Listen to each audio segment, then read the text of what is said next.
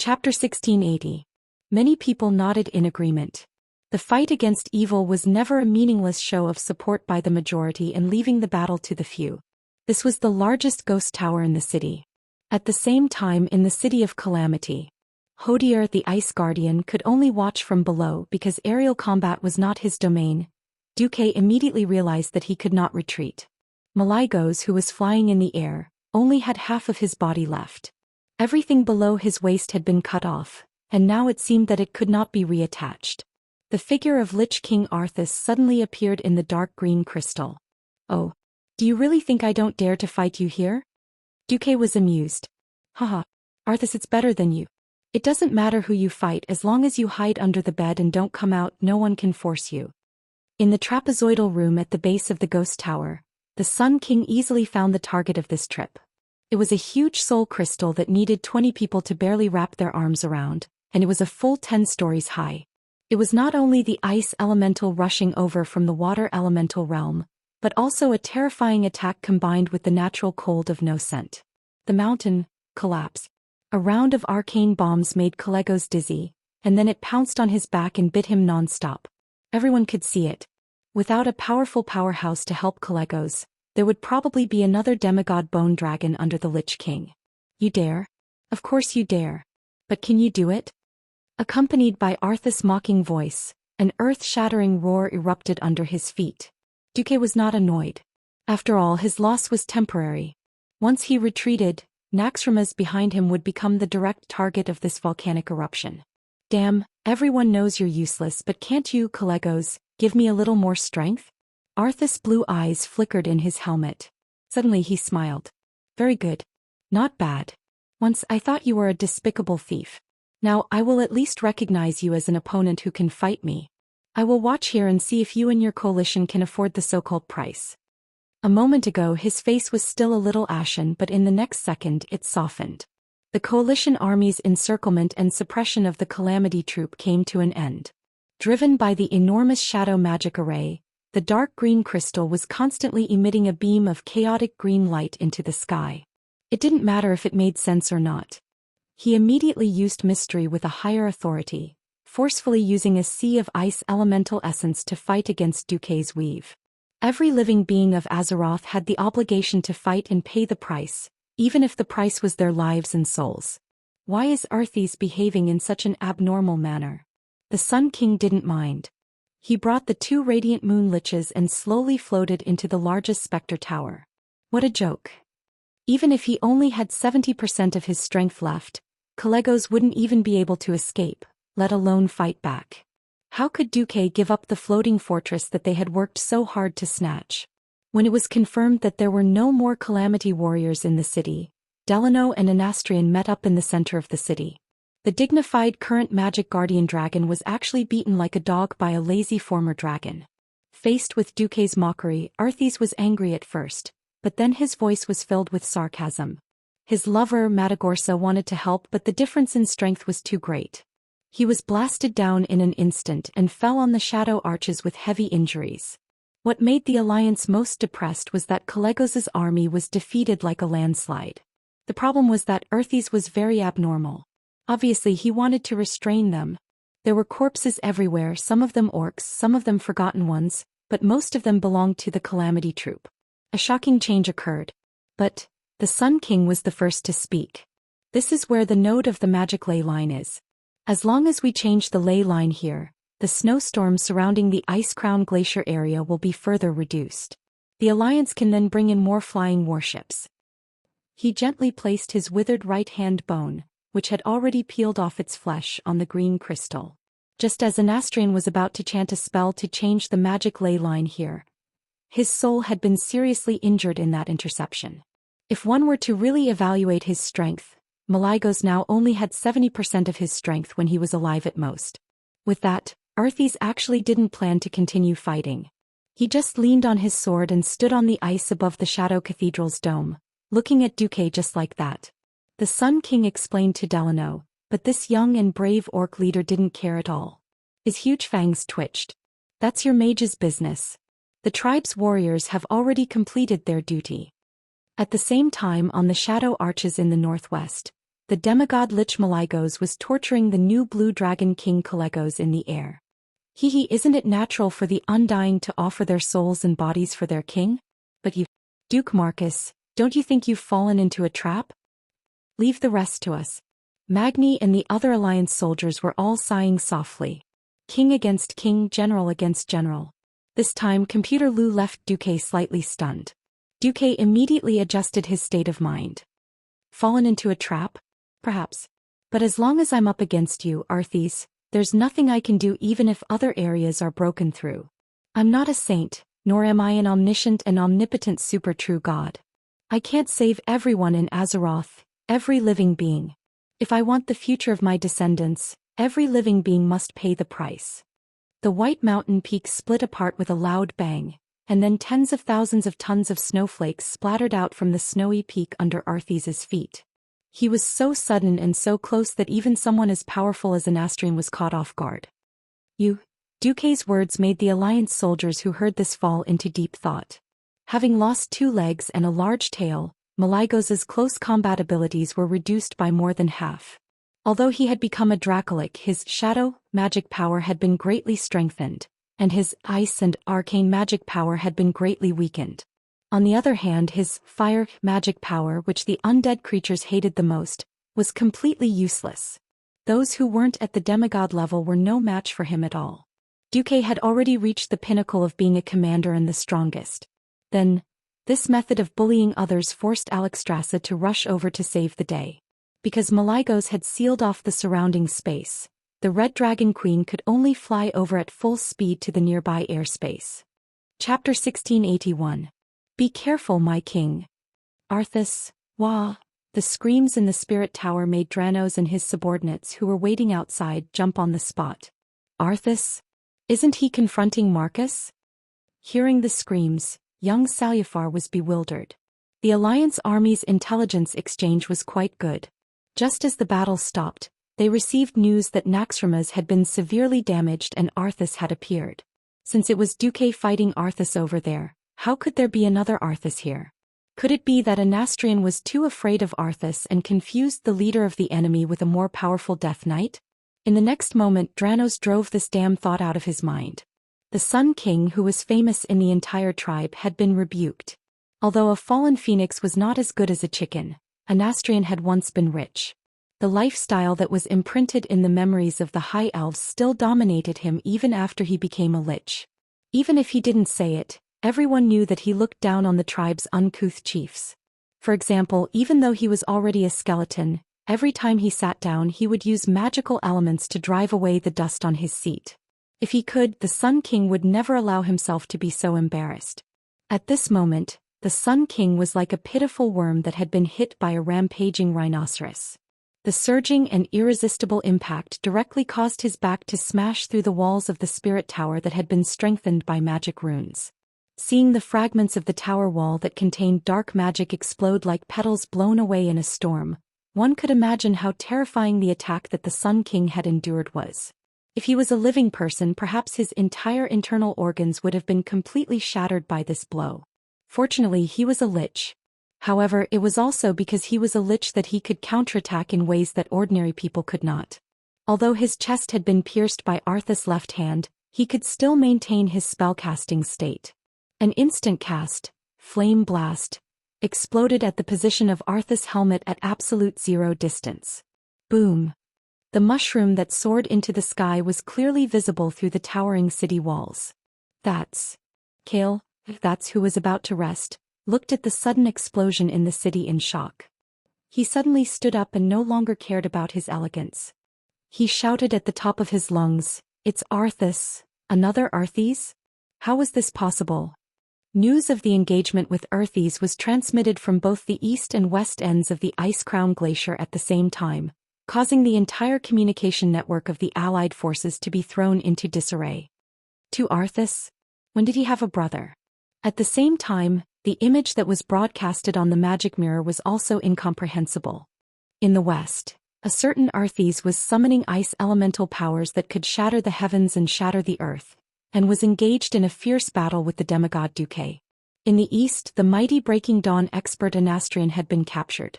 The Sun King's flame blast was extremely powerful. One could see that the surroundings of the gigantic Netherworld Tower were already beginning to melt. It was easy to destroy the Netherworld Tower with a cannonball, but it was extremely difficult to melt all the fragments into liquid. From this, it could be seen that Anastrian had not held back at all.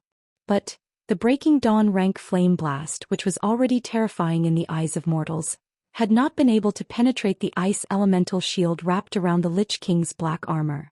The mysteriousness of a low rank had vanished in front of the mysteriousness of a higher rank. No, with a blood-curdling scream, the Lich King's hand that had pierced through the Sun King's craggy chest turned into a palm. Arthis exerted some force as if she was holding on to something. Only professionals of a certain level could see that it was a semi-illusory, beating heart. That was Anastrian's heart and also the core of his soul. Arthis abruptly retracted his arm and pulled out the translucent heart, which instantly turned into a ball of liquid that flickered with a blue radiance. With a slap, a palm stained with the blue liquid was imprinted on the right side of the Sun King's skull. Arthis's thick and murderous voice echoed throughout the entire city of Calamity. Pledge your loyalty to the great Lich King. Out of the expectations of every tribe, the Sun King, who had never bowed to anyone and would only bow slightly in front of the great chief, actually knelt on one knee before Arthis and shouted, "For you, His Majesty the Supreme Lich King." A king kneeling to a king.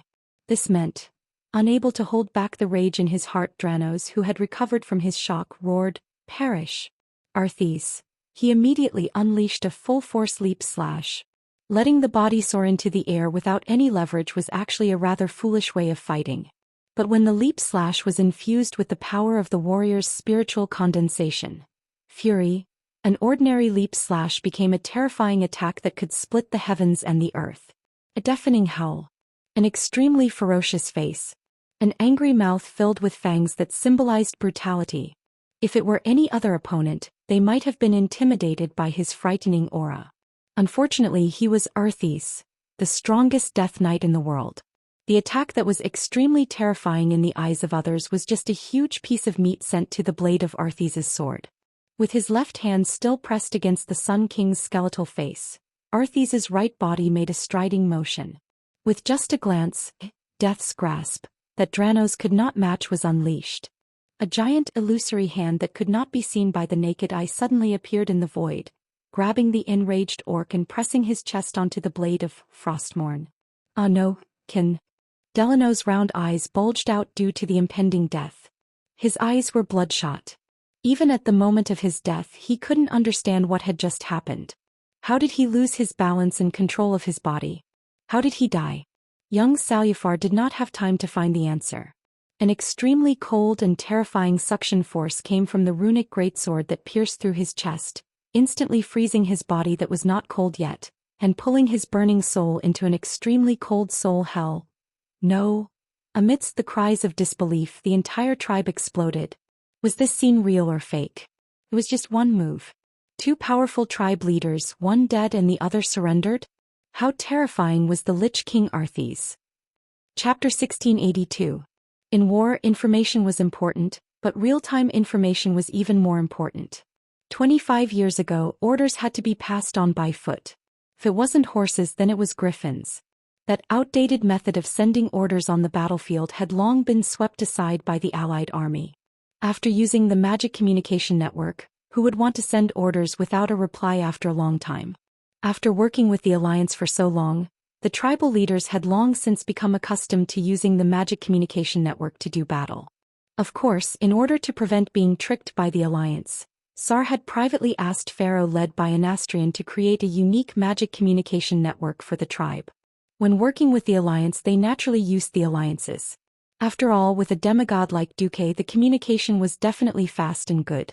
In addition to the telephone-like magic communication that couldn't see faces, Duque also had the Alliance add a multi-screen real-time video broadcast. Although it was said that he had learned it from the Pantheon and the Burning Legion's void battleships, it was actually all his transmigrated knowledge. Whenever the Allied army fought a battle of 1,000 people, at least 3 sky mages would be sent to observe the battlefield. These pharaohs didn't do anything but control the mages' eyes to transmit the images they saw through the magic network and finally to the Allied army's headquarters. The headquarters also had a rather modern feel to it. Divided into categories, each small battlefield would have more than 3 girls with good eyesight. They were both inspectors and messengers. Behind these girls were commanders of all levels. In the sloping command post, orders were directly passed down from the highest level to the battlefield commanders. It was precisely because of such a modern command system that everyone quickly learned of the shocking fact that one of the tribe's leaders had died and the other had surrendered. No, Varrock Salyafar, who was rushing over with his troops, was furious.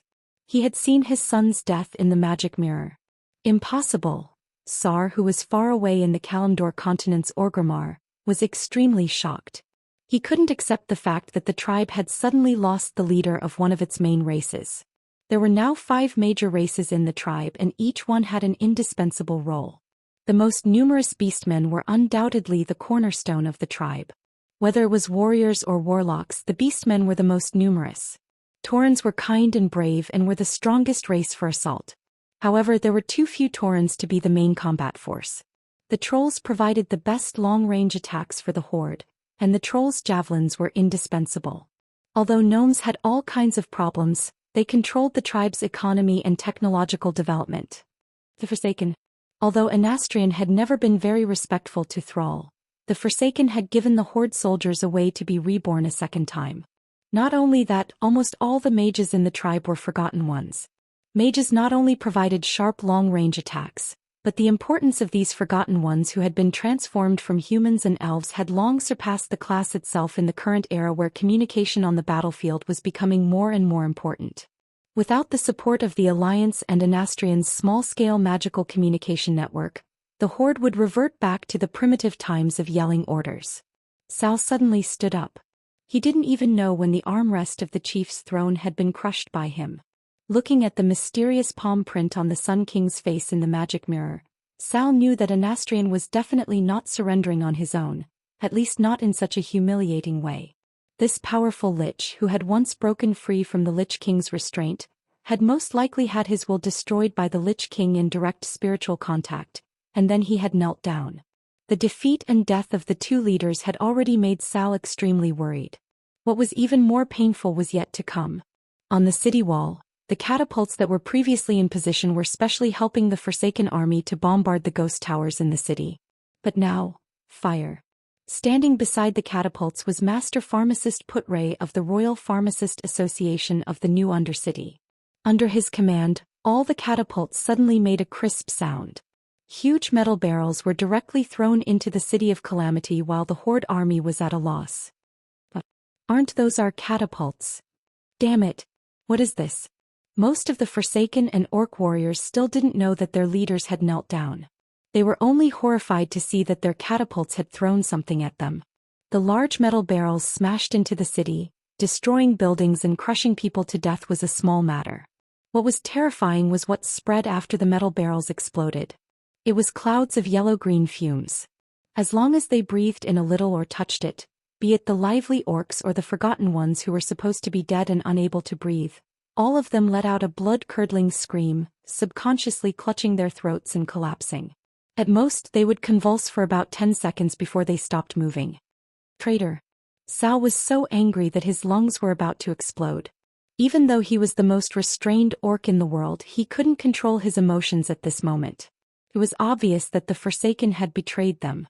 He had used some kind of new plague to shamelessly betray his compatriots and companions. The Alliance command was already in a mess. What happened? City of Calamity 1, please report. 2-2. If there's danger, retreat immediately. Just keep the magic in the magic net. But it wouldn't be so easy to leave once they came. In the blink of an eye, a terrifying chill burst forth from Arthas, who had killed young Salyafar with a single sword strike. Where the City of Calamity had originally been, a new ice wall immediately rose from the ground, trapping all the Alliance soldiers who were trying to escape.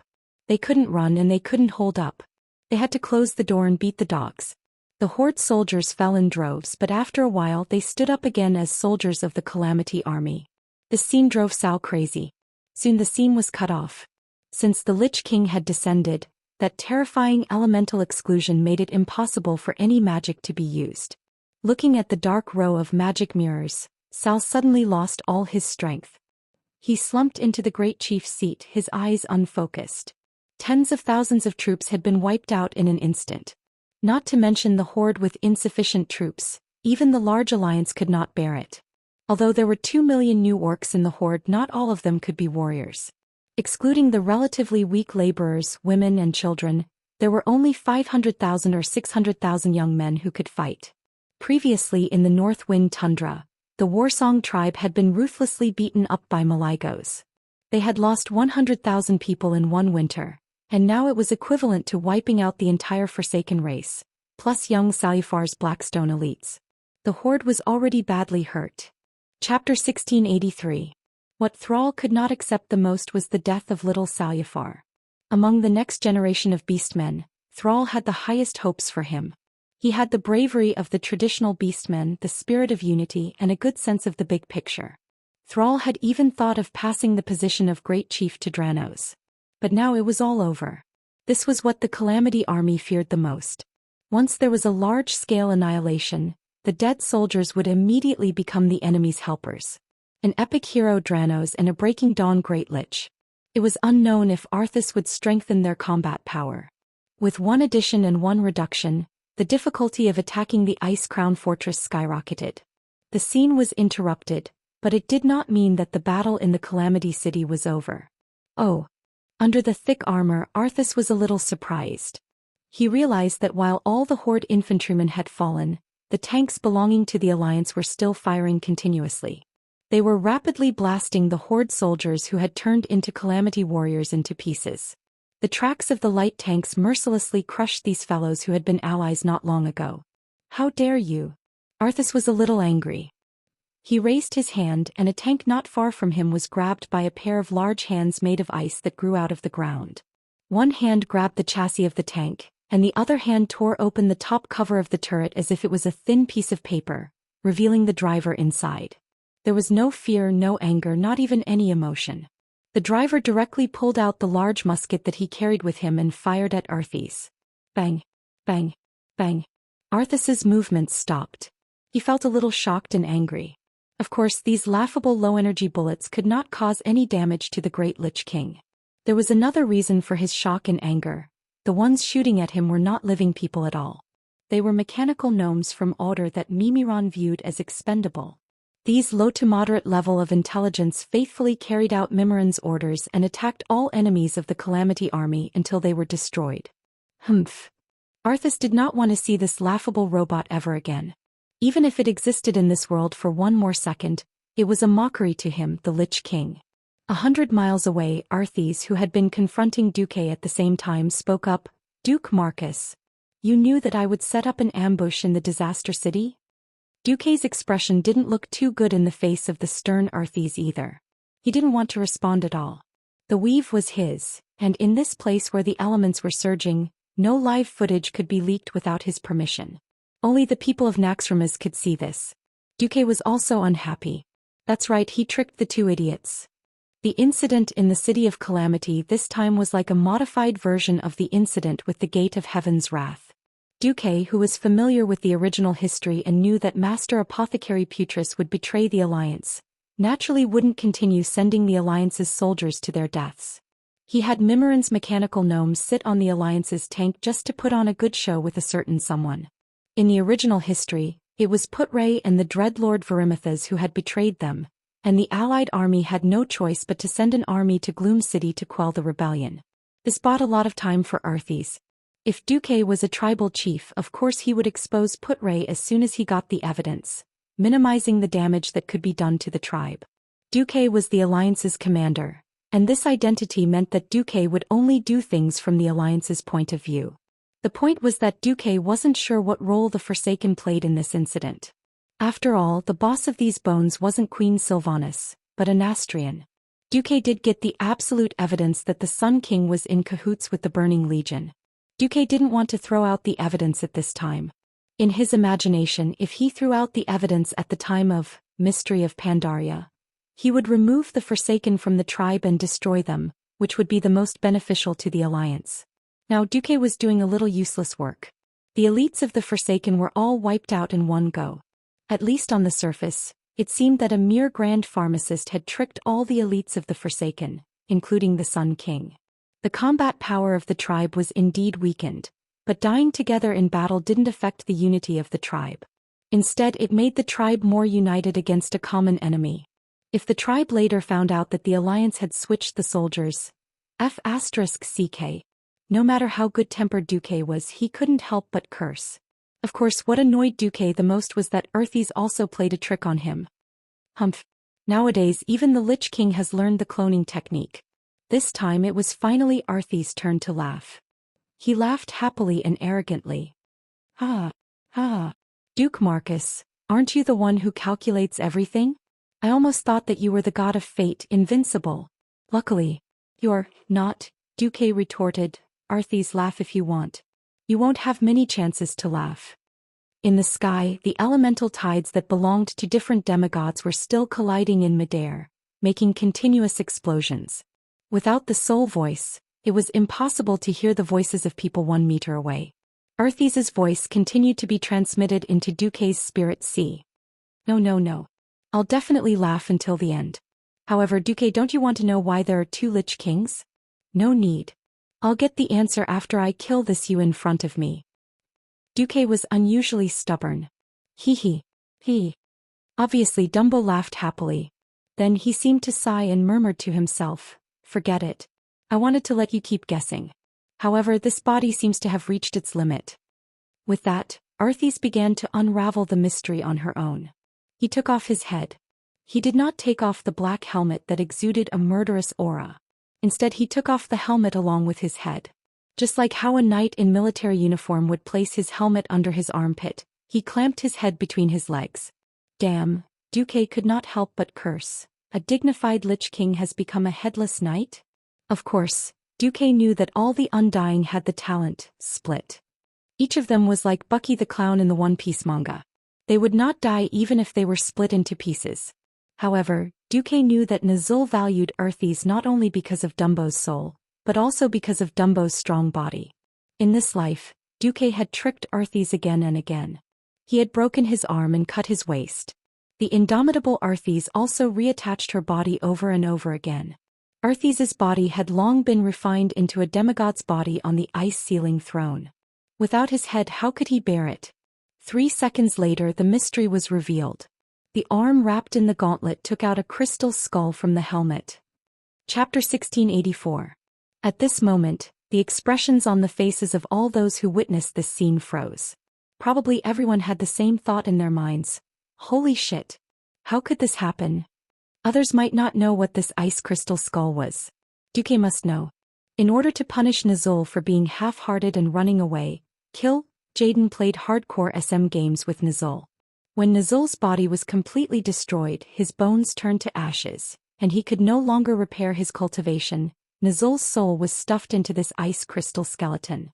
This was a cruel punishment that just thinking about it made people feel horrible. Without a body, the soul also lost its freedom.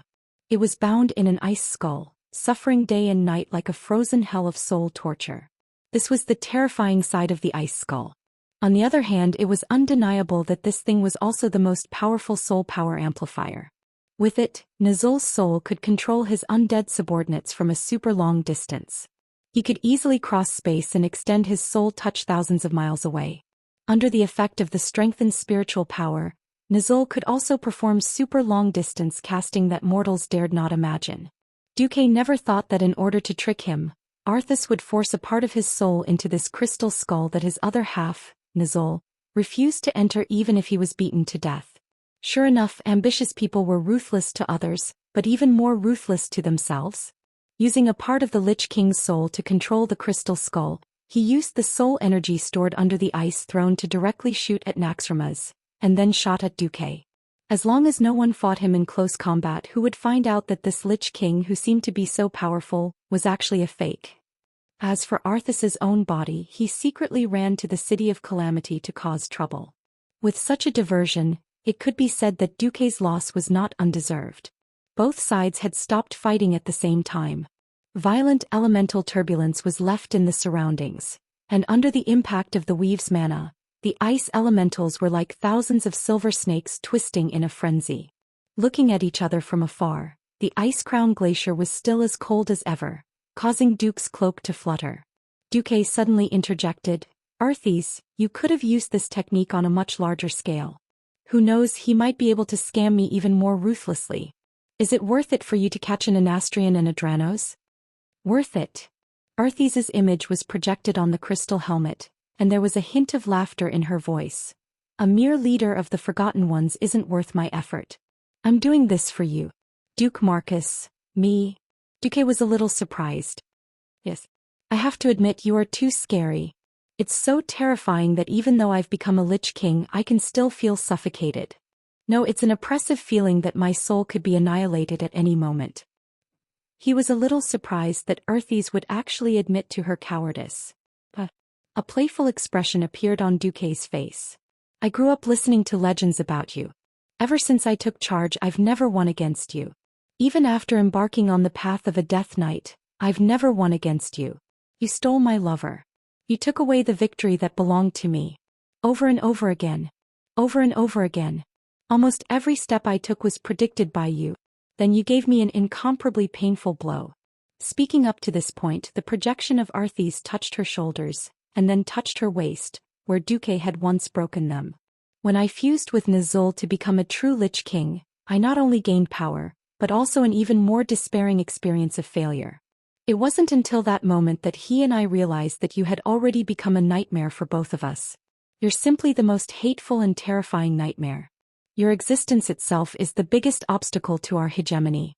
Duke's face was filled with the word, embarrassment. The second fool continued to vent his emotions. "In these 20 years we've never won against you even once. Fighting against you is simply fighting against fate itself. We're not satisfied. So even if it's a small victory, I have to win against you, Duke Marcus." Hearing this, Duke only wanted to reply to the second fool, "Mother ** King retard." Duke completely understood that these two poor fellows had already been abused like dogs by him, and had a serious psychological shadow. He didn't know if shivering plus shivering would become the square of shivering. In any case, for this kind of big villain, Duke didn't care if they died. Oh no, they were already dead. Then let them eat **T. Perhaps this was the general trend. The original Lich King Arthas in history was so domineering. Because of this, Duke had long planned to abuse him more and more fiercely over the years. Well, this could be counted as a big explosion of accumulation. And Arthas with a flaw in his heart was easier to deal with than the second fool who was full of confidence and arrogance. Now, in order to win against Duke once, he paid an unequal amount of power. How to put it? Duke shrugged and spread his hands. "Well, you beat me once, I hope you can be so talented or so lucky next time." This confrontation could only end with a small victory for the Lich King. If the fight continued, Duke could at most crush the crystal skull. That thing could also be considered a divine artifact, but it was insignificant to Arthas, so Duke wasn't interested in destroying it. Now that he knew, he would be prepared in the future. The value of that thing was about the same as a pebble on the side of the road. In the city of Calamity, 100 kilometers away. After confirming that all the coalition forces in the city of Calamity were dead, Kale gave the order to open fire. This was destined to be in vain. As one of the few magic veins in the Ice-Crown Glacier area, the city of Calamity had an extremely strong supply of magic. With Arthas in charge, the bombardment of magic cannons was nothing more than a meaningless battle of elemental energy. Using elemental energy from afar to fight with elemental energy absorbed on the spot was as ridiculous and futile as using water from afar to put out a nearby fire. After venting for a while, Kale understood the reason. Without needing Duke's reminder, he directly ordered the Daoist to retreat. After all, the Daoist was not a purely offensive flying fortress. If too much of the magic net was overdrawn, in the end, the Daoist would crash into the enemy's formation at any moment. This was not worth it. Seeing the Daoist retreat, Arthas did not chase after them. With a wave of his hand, he directly ordered the remaining Scourge soldiers to retreat through the top of the Door of Death, Mordressa, to the evil castle of Malakaris in the center of the Ice-Crown Glacier. Chapter 1685. In the northwest, the battle where Maligos was teaching Kalegos how to be a dragon also ended before Alexstrasza arrived. Today the Dragon Lich could bully his own little brother, but he would never dare to fight his former big sister one-on-one. This time the battle was over. It was hard to say who was the real winner. The defense line of the Ice Crown Glacier that Lich King Arthas had maintained was completely broken. Although the west and northwest sides were not breached, the alliance still managed to obtain the City of Calamity, an important strategic fulcrum on the plateau, on the east side of the defense line. Originally, the Calamity army could take advantage of the terrain and form a terrible strangulation formation with the Gate of Death as the center. Now, once the alliance attacked, they had to fight a war of attrition with the alliance on the relatively narrow bridge. On the other hand, the Calamity army's strength did not decrease but increased. In addition to the loss of many giants in the direction of the Iron Wall Dam, after the new plague jointly developed by Maligos and Professor Putricide spread in the Battle of the City of Calamity, excluding those destroyed by the tanks of the mechanical gnomes, the Calamity army gained a total of 50,000 elites. Most of them were low-grade professionals. Even for the Calamity troop, which had a huge business, it was still a significant increase in strength. Originally, before Arthas left, he also removed the ice wall around the City of Calamity, hoping to further pollute the surrounding environment. Duque, who was prepared, hurriedly mobilized the Red Dragon Legion to burn the entire City of Calamity along with the plague. The battle on March 15th was over. The aftermath was still fermenting. What? You said that the Alliance seemed to be prepared for this. They only sent mechanical gnomes that wouldn't be affected by the plague into the City of Calamity, and then everyone on our side found out that the Alliance had replaced them? In Orgrimmar, Thrall clenched his fists after receiving the report. Anger? Maybe. But more than that, he was uneasy and confused. As soon as he turned around, Sal's tall body had already walked toward the magic mirror. There, a troll mage responsible for contacting the Alliance command immediately bowed to Sal. Trolls also had mages. As the ancestors of the Night Elves, trolls also had the qualifications to be mages. However, among the Darkspear trolls where Wujin was, there were not many trolls with the qualifications to be mages. Coupled with the lack of magic civilization, the number of great magi was even fewer. However, with the annihilation of the Forsaken army and the announcement of Vermisath, the Dreadlord who was now in control of the new Undercity, joining the Scourge army, the Forsaken mages had actually been forced out of the Horde's battle array. In reality, the Horde only had less than 1,000 Forsaken left. Trolls were generally not strong, and there wasn't even a Radiant Moon Wizard who could be called. He could only make do with it for now. Sal sighed and was about to speak when he heard Woking's voice coming from behind him. Great Chieftain, are you going to confront Duque? Sal didn't turn his head but faced Woking with his stalwart back. Yes. That's right. I just couldn't take this lying down. I wanted to ask Duque why he did it. Since he found out that the tribe has a plague weapon, he could have told me. Wokin's voice was low and it was obvious that he was also quite depressed. Don't ask. So what if he asked? It would only widen the rift between the Alliance and the Horde that had just begun to heal. Great Chieftain, there is only one reason why he did this. The Alliance is the Alliance and the Horde is the Horde. Sal seemed to be struck by lightning and his whole body stiffened. Immediately, his mouth full of sharp teeth was filled with bitterness. Woking was indeed a man of great wisdom. He pointed out the key point in one sentence. Even after 10 years of relatively friendly and peaceful cooperation, it could not completely eliminate the estrangement between the two sides. The Alliance and the Horde were now allies. But these two behemoths were also two multiracial joint political bodies that had once fought a cruel war and had different interests. The Alliance had made too many concessions, so many that even Sal, the Great Chieftain, was a little numb. Many times he had forgotten the hatred and unhappiness of the past, and wishfully thought that this peace and cooperation could last forever. This time there was no need to ask, it must be the Alliance guarding against the Horde. That was why Duque suddenly ordered the withdrawal of William's Eastern Army and replaced it with Mimiran's mechanical gnomes. On the other hand, wasn't the Horde also guarding against the Alliance? Among the Horde, the voices of clamoring for war against the Alliance had never stopped.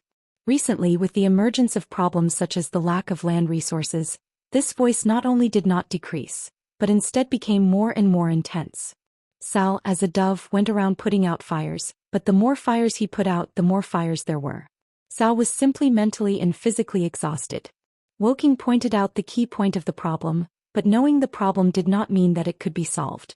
It was completely foreseeable that the conflict would become even greater in the future. Looking at the history of the orcs, it was not difficult to find that the orcs were also very fertile. When the population was large, they would expand outward and beat up the foreign races.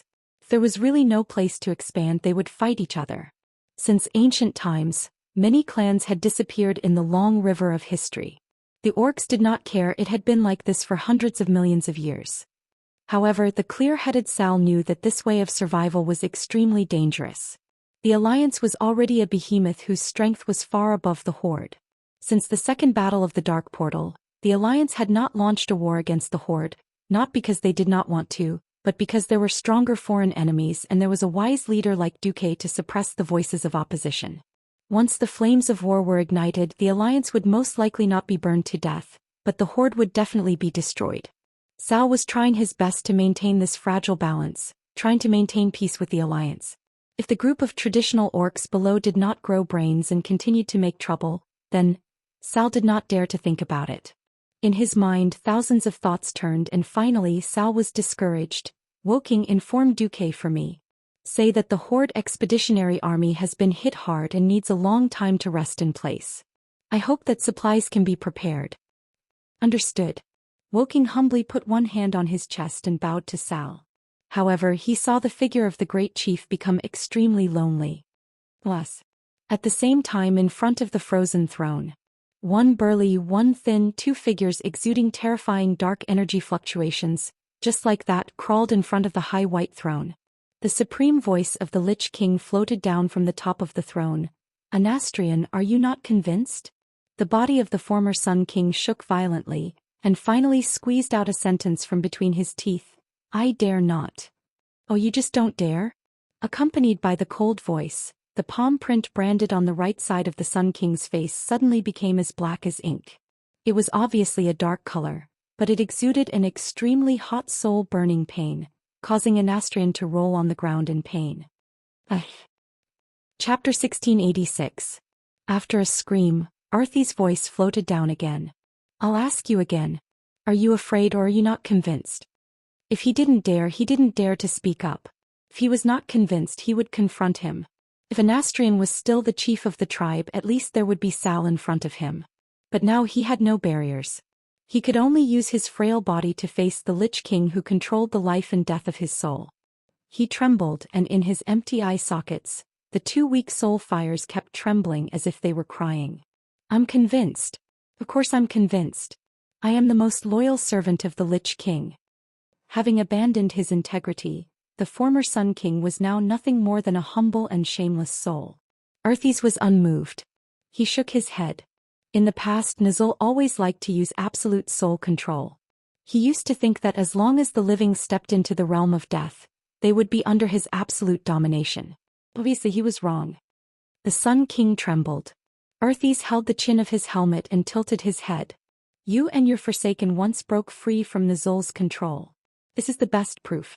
So, for those who are worth cultivating, I prefer to let them slowly fall. Only the fall of one's own will is the deepest and most thorough fall. For example, the former me, the current Maligos, and the future you. The cold words pierced directly into the deepest part of Anastrian, making his soul tremble even more violently. Actually, I was a little surprised that you came to me. I don't know why you feel insecure in the tribe. Since you chose to make a deal, chose to become my subordinate and desire power, I will not go back on my word. At this point, Arthys slowly walked down the ice throne. Every time she took a step, the metal leg guards would make a clattering sound as they collided with the icy surface. Each clattering sound was like a giant hammer pounding on Anastrian's soul.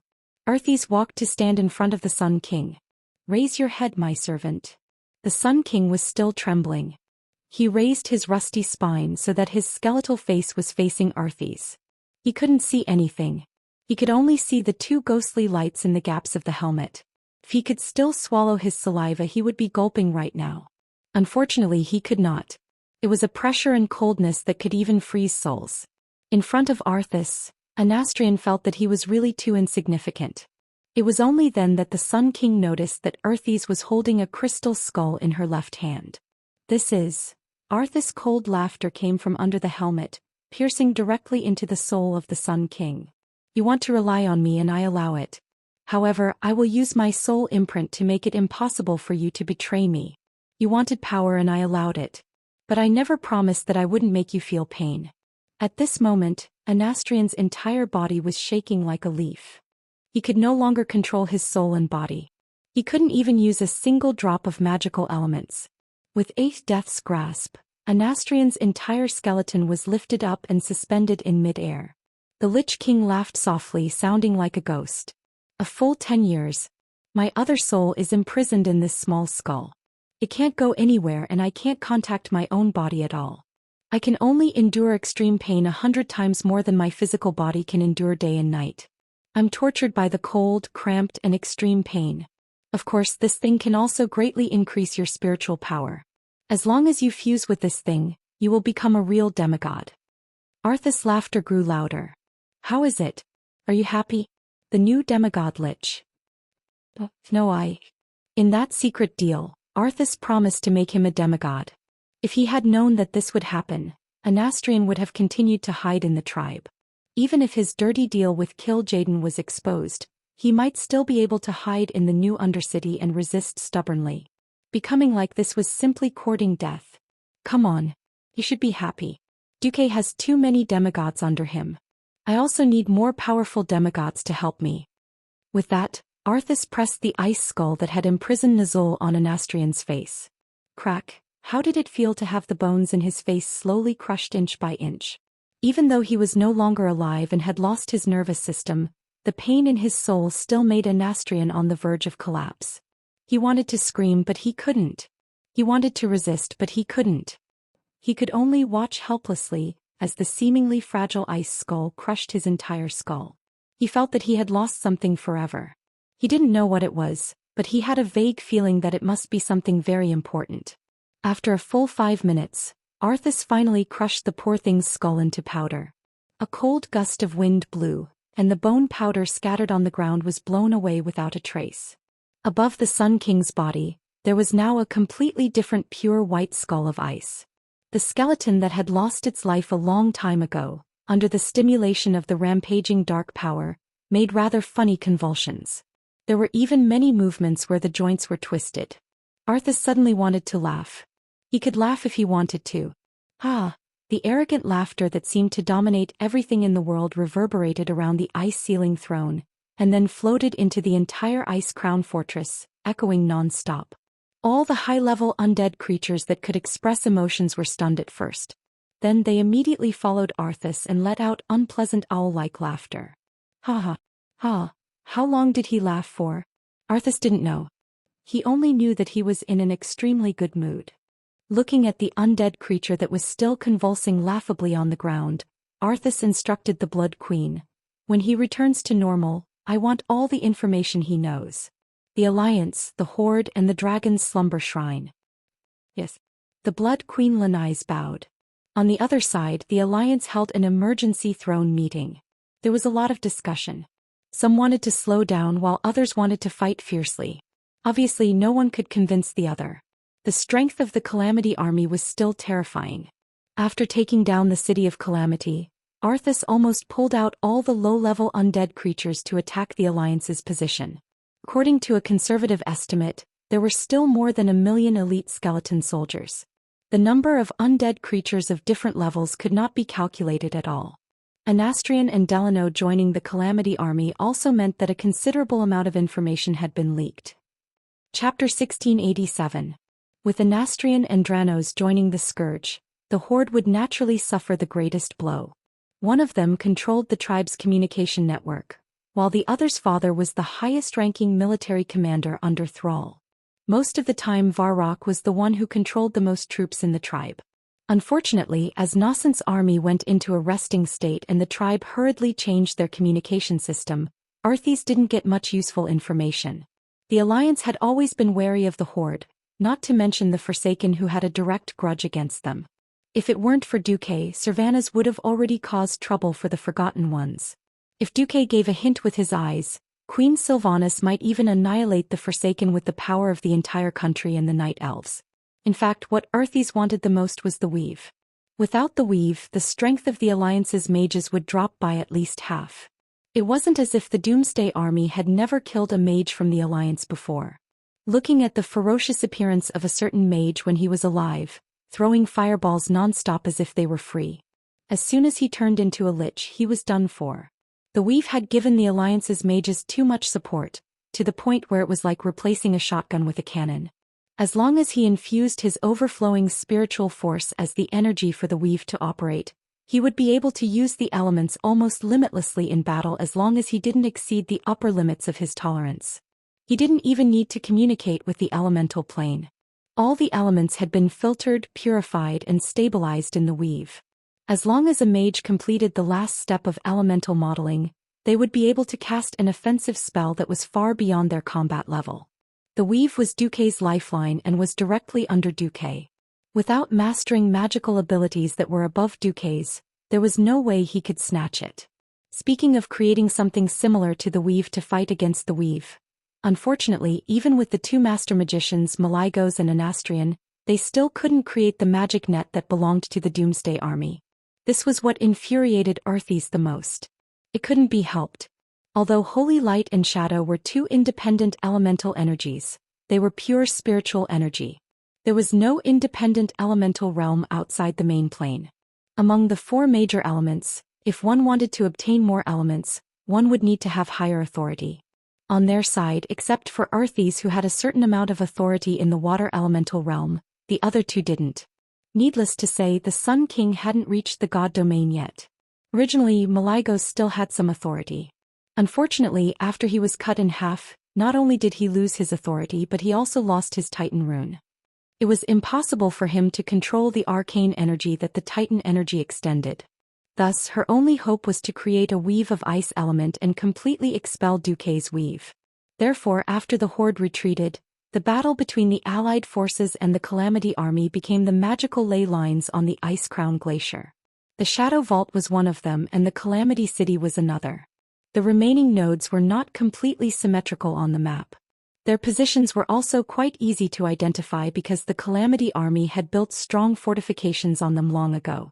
They were the prototype vault on the north side of the Desolation Gate or Dusa, the vault on the west side of the Death Gate Madrasa, and the Dark Cathedral and the Ice Crown Glacier itself. Not only were they places that the military would fight for, but they were also the nodes of the magical ley lines.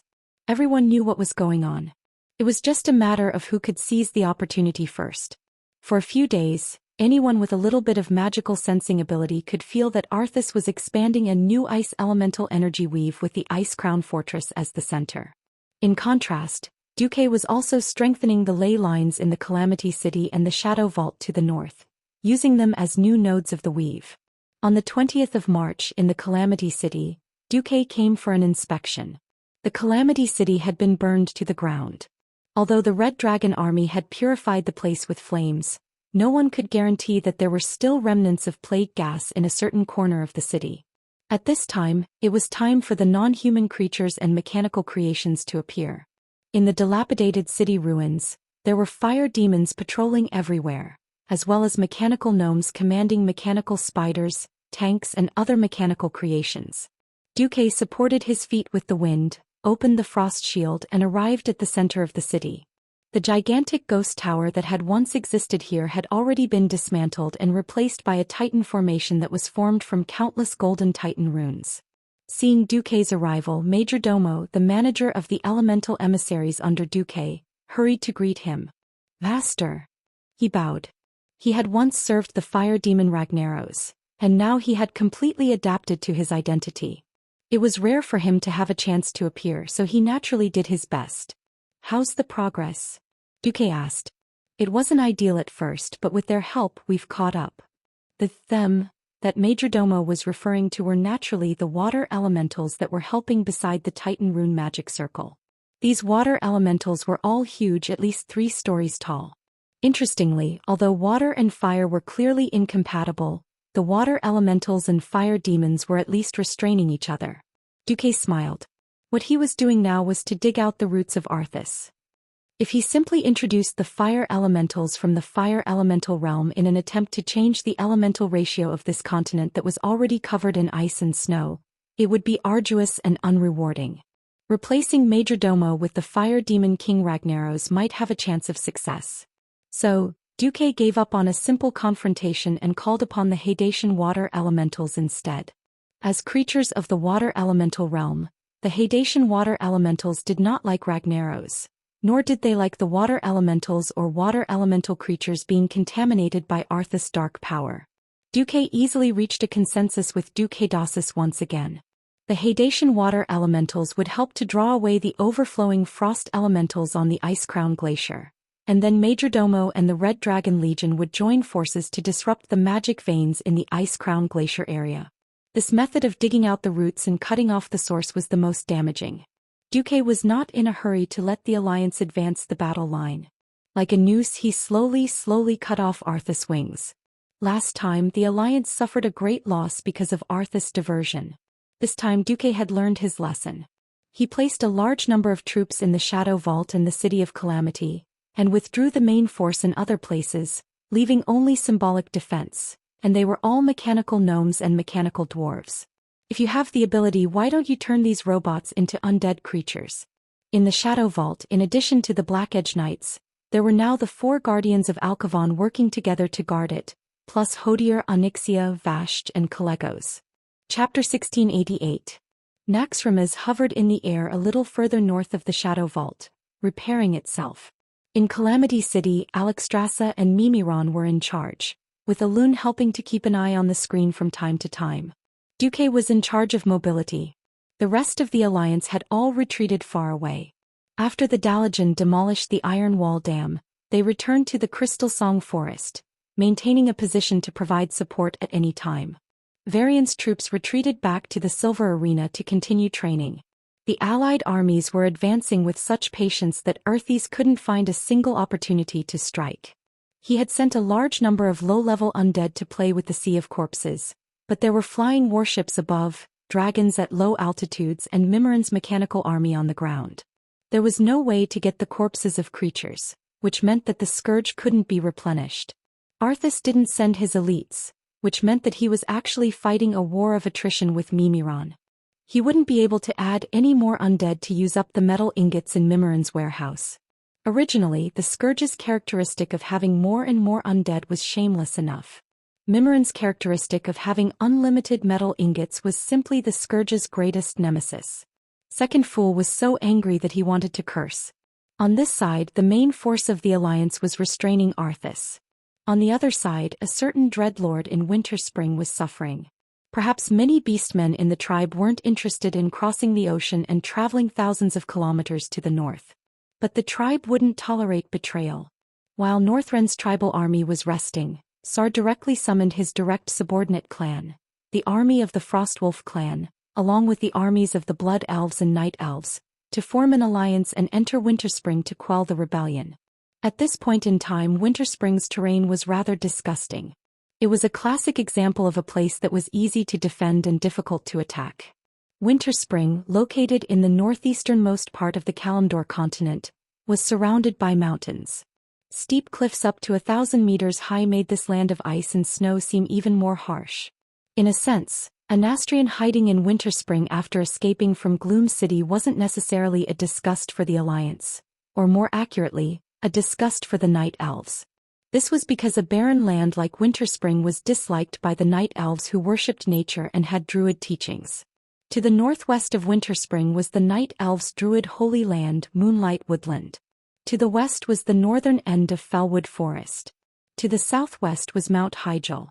The reason why the Sun King decided to build the new Undercity here was probably because of the old grudge between his father, Dasrima Sunstrider, who had been banished by the Night Elves. He also wanted to act as a nail for the tribe and stick it firmly on the edge of the Night Elves' territory. Normally speaking, the only way to enter Winterspring was through the northern end of Fellwood Forest, passing through Timbermall Fortress, which was the territory of the bear monsters. With the development of technology and a certain queen who hated the Forgotten became the semi-god of wind. Everything changed. Between 2 points, a straight line is the shortest. Disregarding the terrain, the main city of the Horde, Orgrimmar, was actually separated from Winterspring by Azhara. Now that Azhara was one of the most important ports in the Alliance, there were many flying battleships. When Thrall led 20,000 Frostwolf clan warriors to Azhara, he was shocked to find that Feather Moon General Chandris was leading 5,000 Night Elf Sentinels, as well as 10,000 mixed troops led by Sylvanas were already waiting there. Thrall sighed inwardly. He really didn't know what he had done to deliberately accept the Forgotten in order to nail a nail in the Alliance. The Alliance didn't protest, but in fact the leaders of the Alliance were very unhappy. At that time, Thrall said that he was gambling, but it wasn't as if he didn't want to anger the Alliance. At that time when they were fighting in Draenor, Thrall felt a little pleased when he saw the Alliance leaders gritting their teeth and feeling helpless. Now, because of the betrayal of some of the Forgotten, the tribe actually wanted him to pull out this nail. That kind of feeling almost made Thrall sick with anger. On the surface, Duque couldn't leave because he had to deal with Arthas. But of all the people he could have sent, why did he have to send Sylvanas, who had a deep hatred for Anastrian? Wasn't this a slap in the face? Seeing the sour expression of revenge on that pretty face, Thrall felt a pain in his balls. He really doubted that after this battle he didn't know if he could find 1 or 2 intact pillars in the new Undercity. He couldn't not call the Alliance. The king of Golan Gruul didn't listen to orders, and the rest of the Taurens and Trolls had suffered a great loss in the last on Kiraj swarm incident. The lost population couldn't be made up for in such a short period of time. The only orcs who still had enough soldiers had already lost more than 100,000 in Northrend. Warsong and Blackstone of the tribe's 3 major clans had also suffered heavy losses there. In the end, only the Frostwolf clan could fight. This was the last army Thrall could fight at this stage, and it was Thrall's own clan. Relying on the Frostwolf clan alone to charge into that damned place buried deep underground in the new Undercity would definitely be a huge loss. After thinking about it, he could only pull in the Alliance. To be safe, Thrall had brought the Tauren chieftain Kane and the Troll chieftain Woken to besiege the new Undercity. It could be said that all the elites were out. It's getting late. To prevent those damned traitors from escaping, let's set off early, Queen Sylvanas said with a beaming smile. Thrall could only pretend that he didn't see Queen Sylvanas' expression and nodded heavily. With a wave of his hand, the Frostwolf warriors immediately split into 100-man squads and boarded the flying transport ships that had been prepared in advance. On the other side, in the Winterspring Valley, in the new Undercity of the Frost Whisper Canyon in the southeasternmost part of the Winterspring Valley, the royal apothecary Putray was as anxious as an ant on a hot pan. "Idiot! Calm down. Stop spinning." Sitting on the throne that used to belong to the Sun King, the Dreadlord angrily rebuked. "Variamitha, didn't you say that if we betrayed the tribe, we would immediately receive the protection of the Scourge army? Where's Arthas?" Putray waved his arms in agitation. "If you're so afraid of destruction, you shouldn't have opened the portal to return to the new Undercity. You should have directly followed Arthas." The Dreadlord sneered. "What a joke. My collection, my research manuscripts are all here. And didn't His Majesty Anastrian say that the new Undercity would become the bridgehead for the Scourge army to conquer Kalimdor? Where are the soldiers of the Scourge army now?" Variamitha was also annoyed. They hadn't participated in the negotiations, so they had no idea what the Sun King and the Lich King had discussed. In any case, they all felt like they had been cheated. What made them most depressed was that the geographical location of the new Undercity was a bit tricky.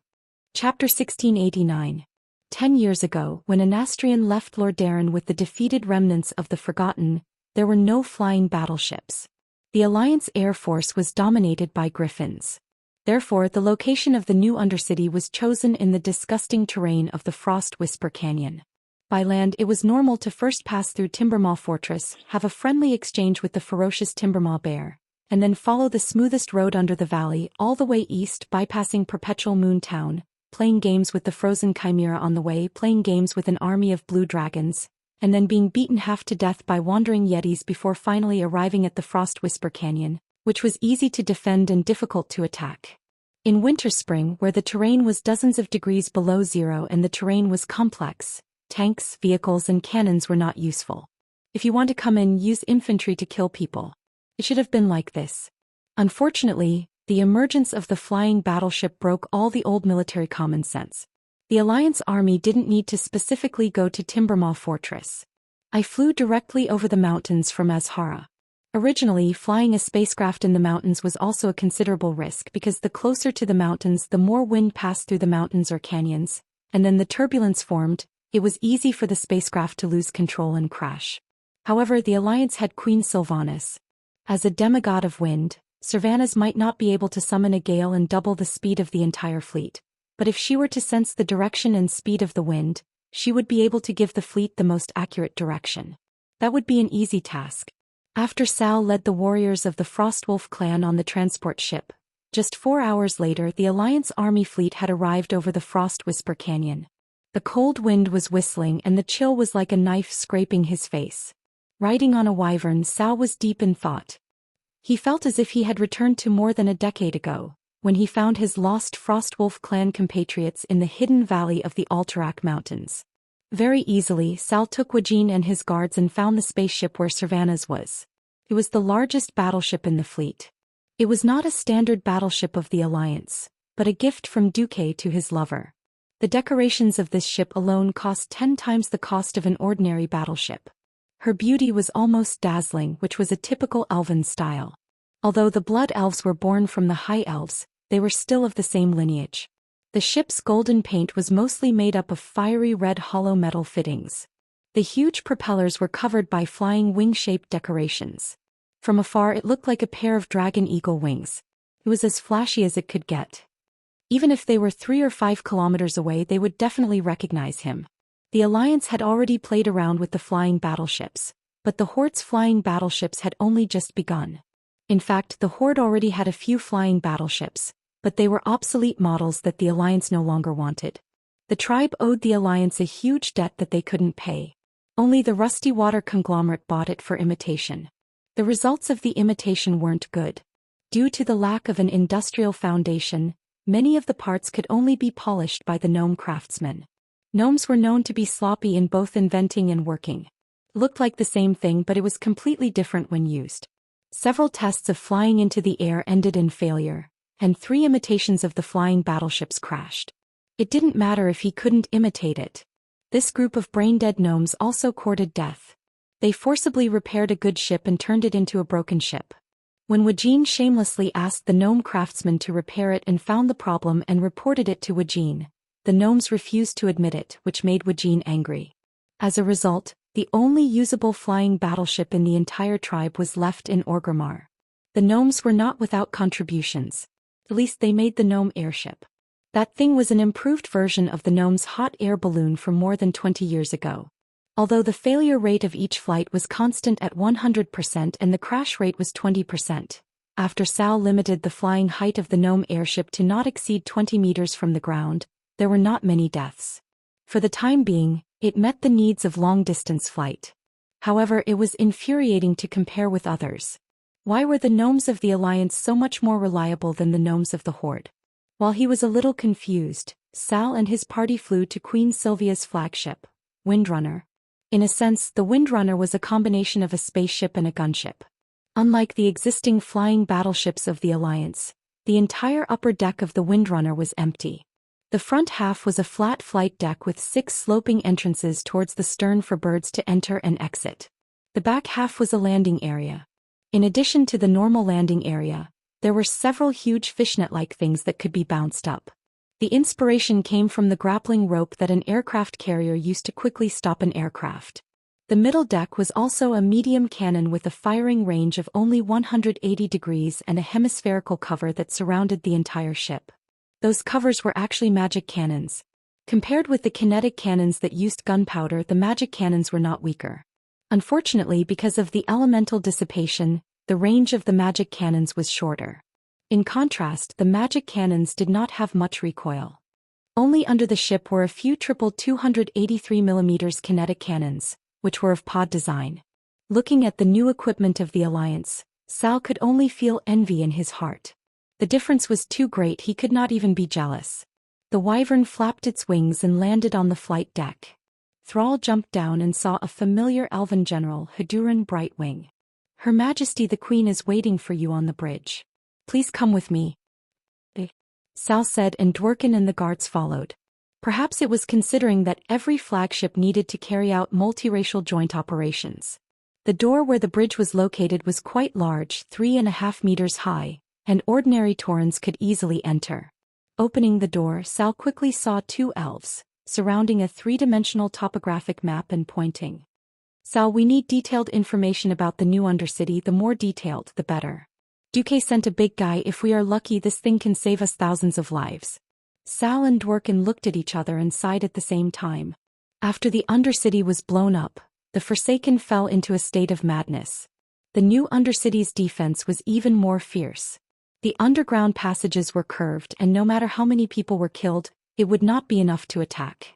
However, traitors must pay the price, otherwise, anyone could betray in the future. It was because the tribe had to severely punish traitors and did not want to pay the price of too many elites, that there was room for the Alliance to intervene. Dworkin stepped forward. The core area of the new Undercity is located 300 feet below the Frost Whisper Canyon. Chapter 1690. Woken introduced the situation of the new Undercity to the two female elven leaders. First, we need to go through a magic elevator that is 150 feet deep to reach the main passage in the periphery. Note that this elevator is also a killing trap. There were special winches at the top and bottom of the elevator.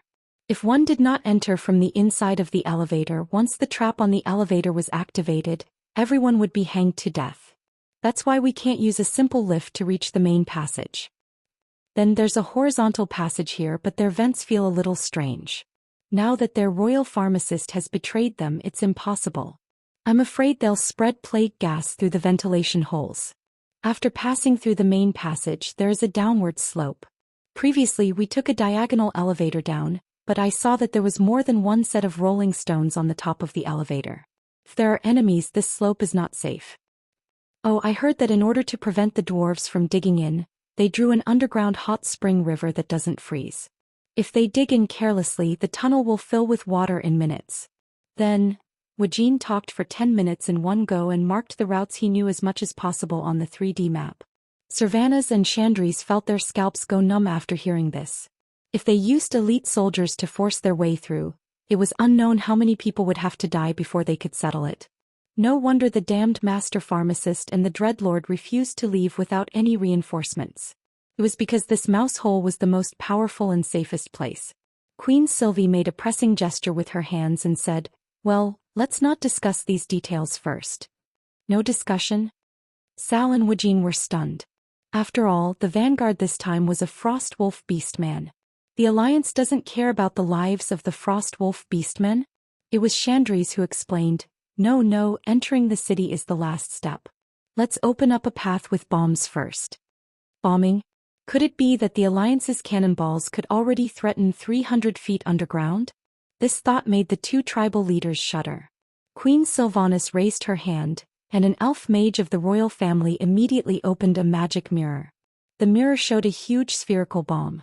The Red Dragon Queen Alexstrasza is very angry at those who spread the plague. This was a blasphemy against life and nature. Such a person must be punished with destruction.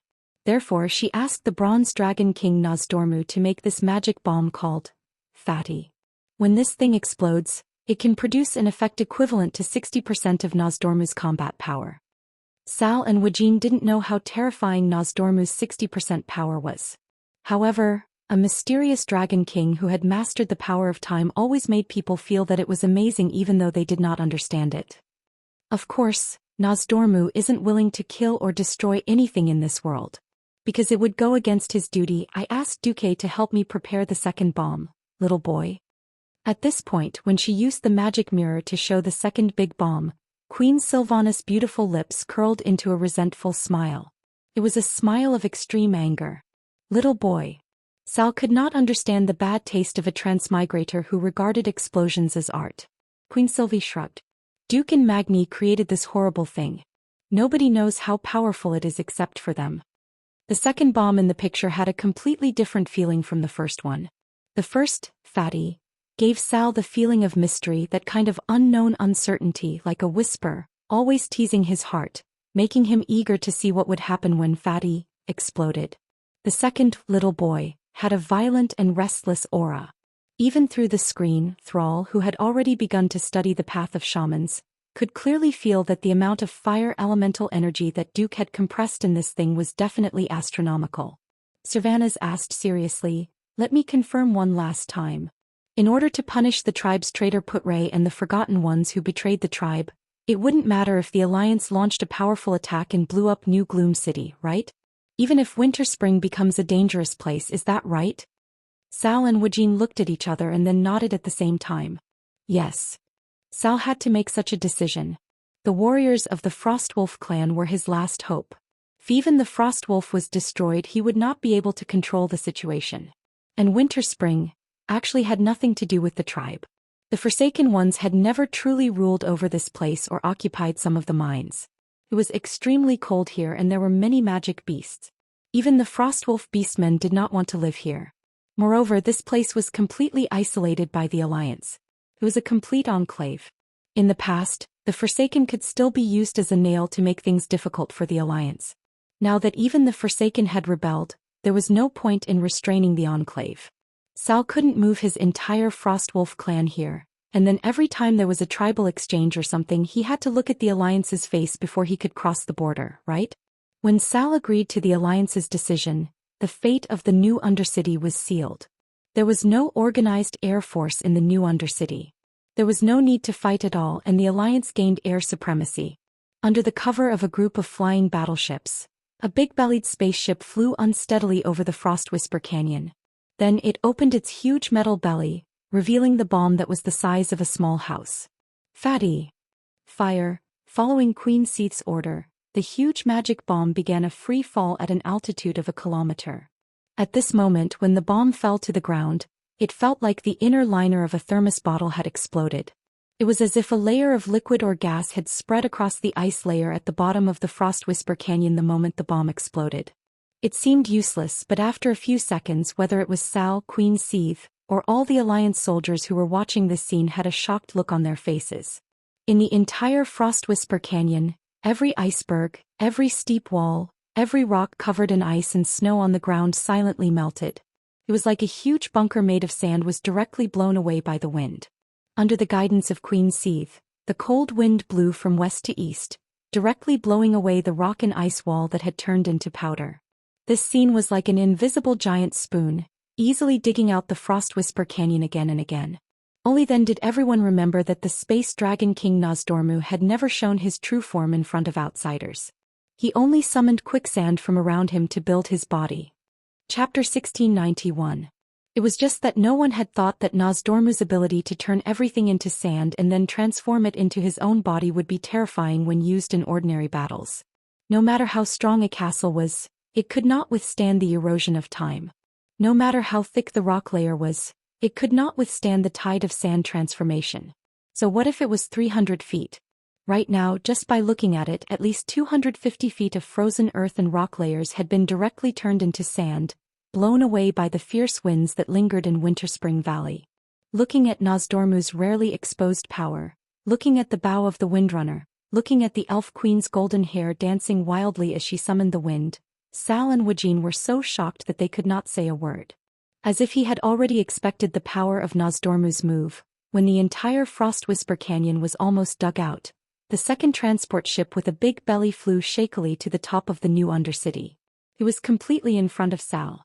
Servanas laughed loudly in front of a group of blood elves. His laughter was full of wanton and hatred. Ha ha, ha ha.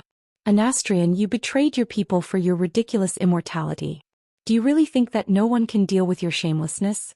Do you really think that the blood elves can't take revenge on you just because you found a new backer? Let me tell you, this is wishful thinking. It's not that the time hasn't come yet. The time has come, all of them will be avenged. Ha! The blood elves laughed along. The elves were arrogant. For thousands of years, they had always boasted that they were a great race that stood at the peak of civilization. However, this great race suffered the most serious setbacks in the second and third battles of the Dark Portal. The Long Song Forest was destroyed twice, and even Silvermoon City was bombed. Their king even threw himself into the arms of the undead king for immortality. The humiliation of having their glory trampled on and the humiliation of being betrayed had always weighed heavily on the hearts of the elves. Times had changed, and the elves had to follow the trend and throw themselves into the arms of the Alliance under the leadership of Servanas.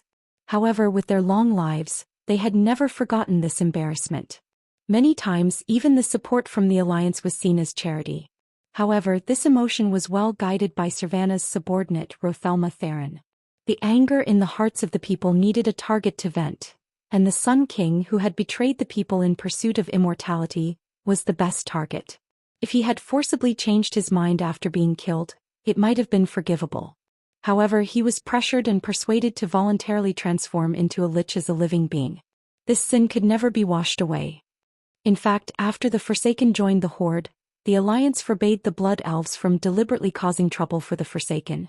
The Blood Elves hated the higher-ups of the Alliance because of this.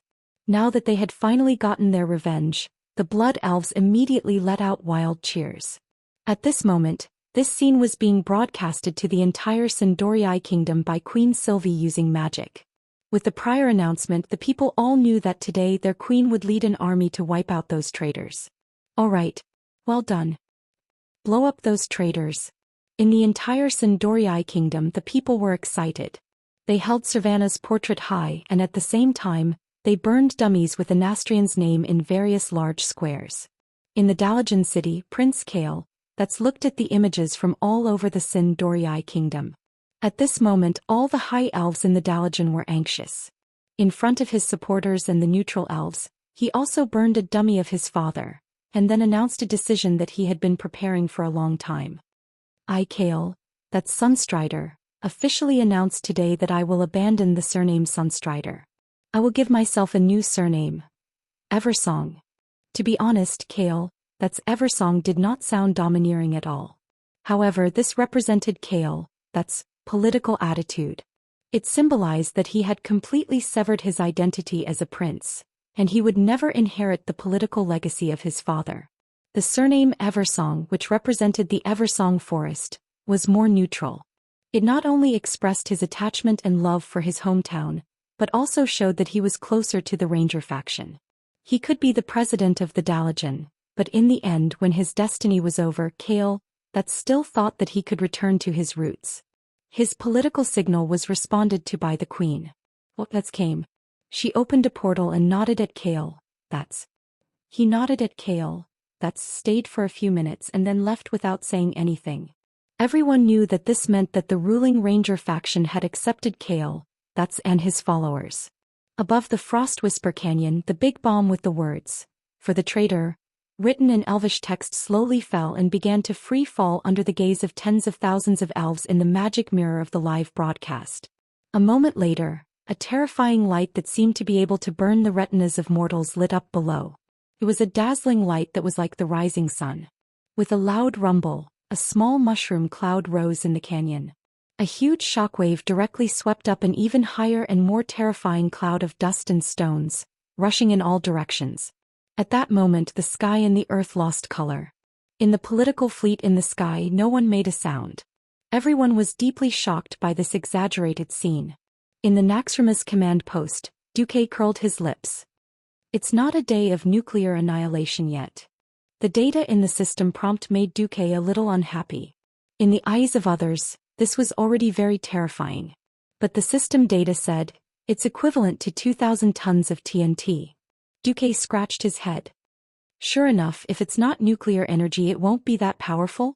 A few years ago, Duque used the system to clean up the little stuff in his head, and after a long time of pointing and pointing, the Alliance completed the research of TNT and the emergence of modern artillery. However, the more advanced theory of the atomic bomb was not something that a college student like Duque could come into contact with.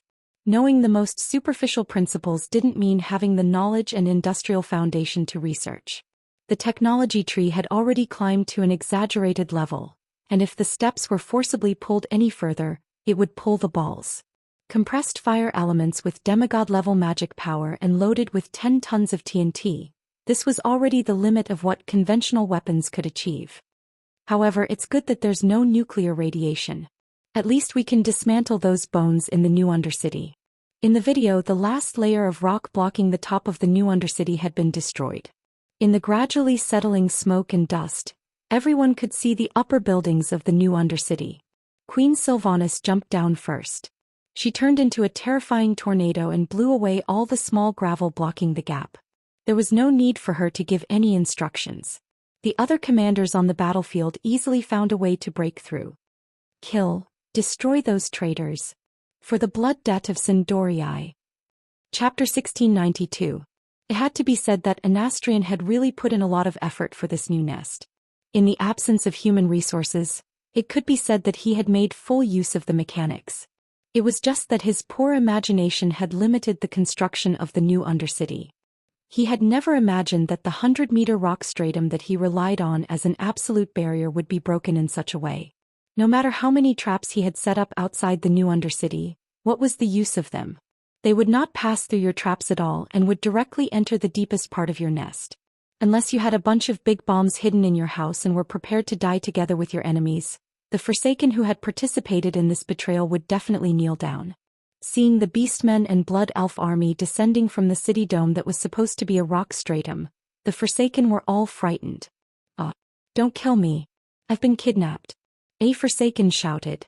Unfortunately, what greeted him were the golden warhammers of the Blood Elf paladins, the holy golden arrows of the Blood Elf rangers, and even the giant axes of the Beastmen warriors. Hijacked? Innocent?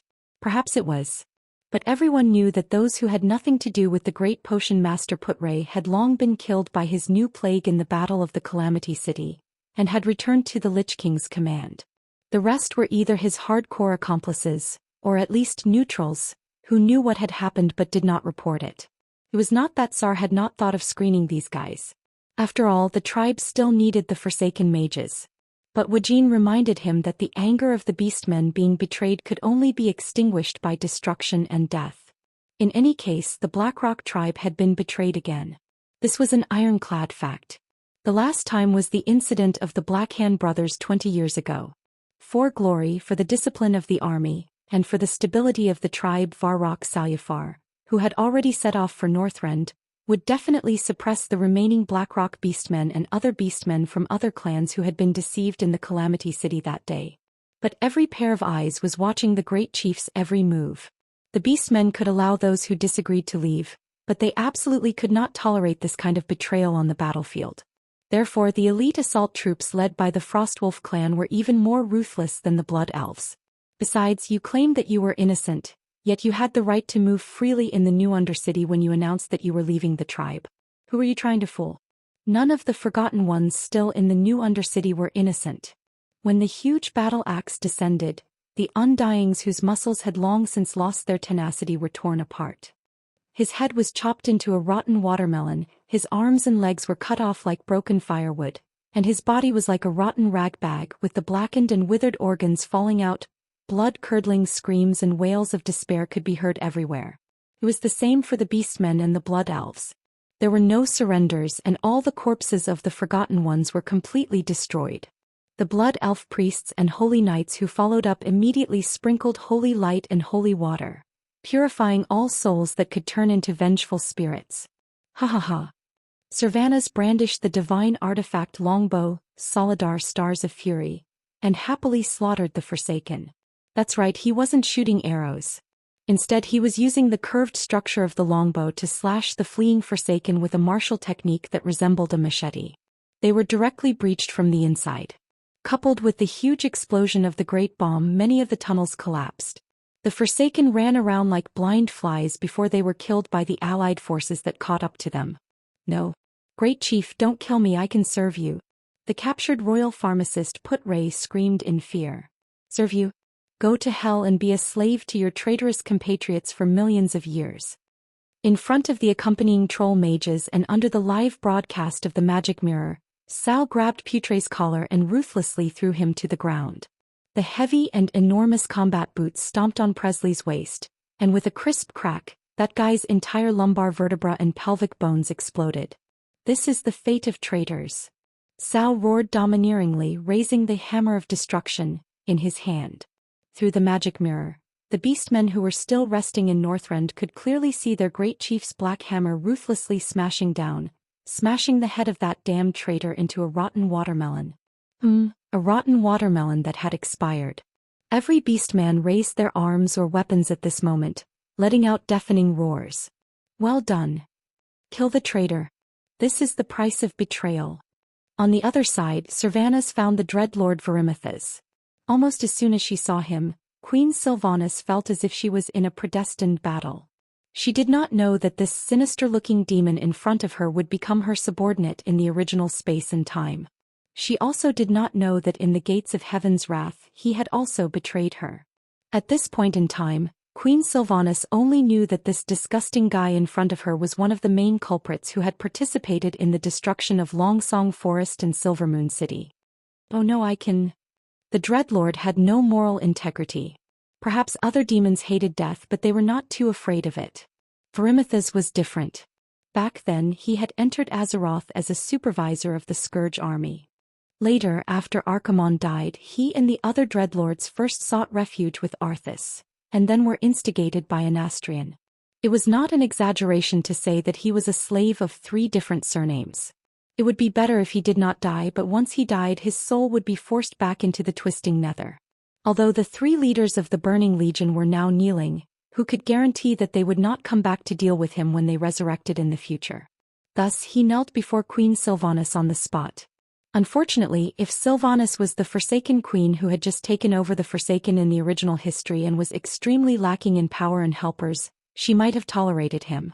Now that she was the demigod of Azeroth, the true queen of the elves, and the partner of the Alliance Commander Duque, did she need a slave of 3 different surnames to be her subordinate? Stop joking. Sylvanas did not even care about him. All she wanted was destruction and revenge. Good for the Scourge army. Good for the Forsaken. Good for the demons. Destroy them all. Wind elements completely exploded from Queen Sylvanas' body. A violent aura, overflowing with divinity, almost filled every corner of this dark palace. When he saw the lightning bursting from Queen Sylvanas' divine longbow, the Dreadlord no longer had any hopes of getting lucky. He pounced over and with a wave of his hand, a large ball of stinky rotten bee swarm was thrown over. Unfortunately, the dazzling lightning arrived with a loud rumble, turning everything in the large room into nothingness. The violent thunderbolts destroyed everything. Chapter 1693. The mighty Dreadlord had been blasted into smithereens by Queen Sylvie's furious attack. No, there were 2 pieces of hooves left, but Riadaline, the leader of the Blood Elf Paladins, opened a portal to catch up with the second half of the battle. She directly went up with a big hammer and threw something like God's wrath, smashing Varimitha's into nothing. Demons were not afraid of dying from ordinary elemental attacks, but as a spiritual energy type of holy attacks, the demons were very hurt. Perhaps there would be a day when Varimitha's would make a comeback, but mortals would not be able to see it anyway.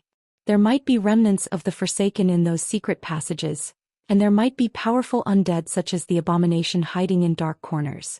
But it was the tribe's business to clean up the remnants. If the Alliance stayed here for too long, it would be a bit of a slap in the face.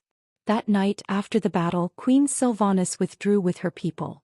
The Elven army was also the main force against the Scourge.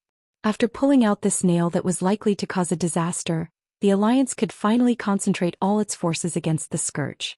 While Queen Sylvanas and Sal were annihilating the traitors, many battles broke out in the Ice-Crown Glacier. There was no winning or losing, it was simply a matter of exhausting the opponent's war potential. In order to overturn the Scourge, Duque asked Willan to come forward and transfer 2 Naru. One was in charge of Naxxramas and the other was in charge of the Dalajan. Using the 2 floating cities as bases, they produced a large amount of holy water. Cannonballs were covered with holy water, weapons were covered with holy water, and even in all the upwind directions of the Ice-Crown Glacier, Duque had people pour a large amount of low-purity holy water. The Scourge looked like they wanted to poison all the creatures in the world with a plague.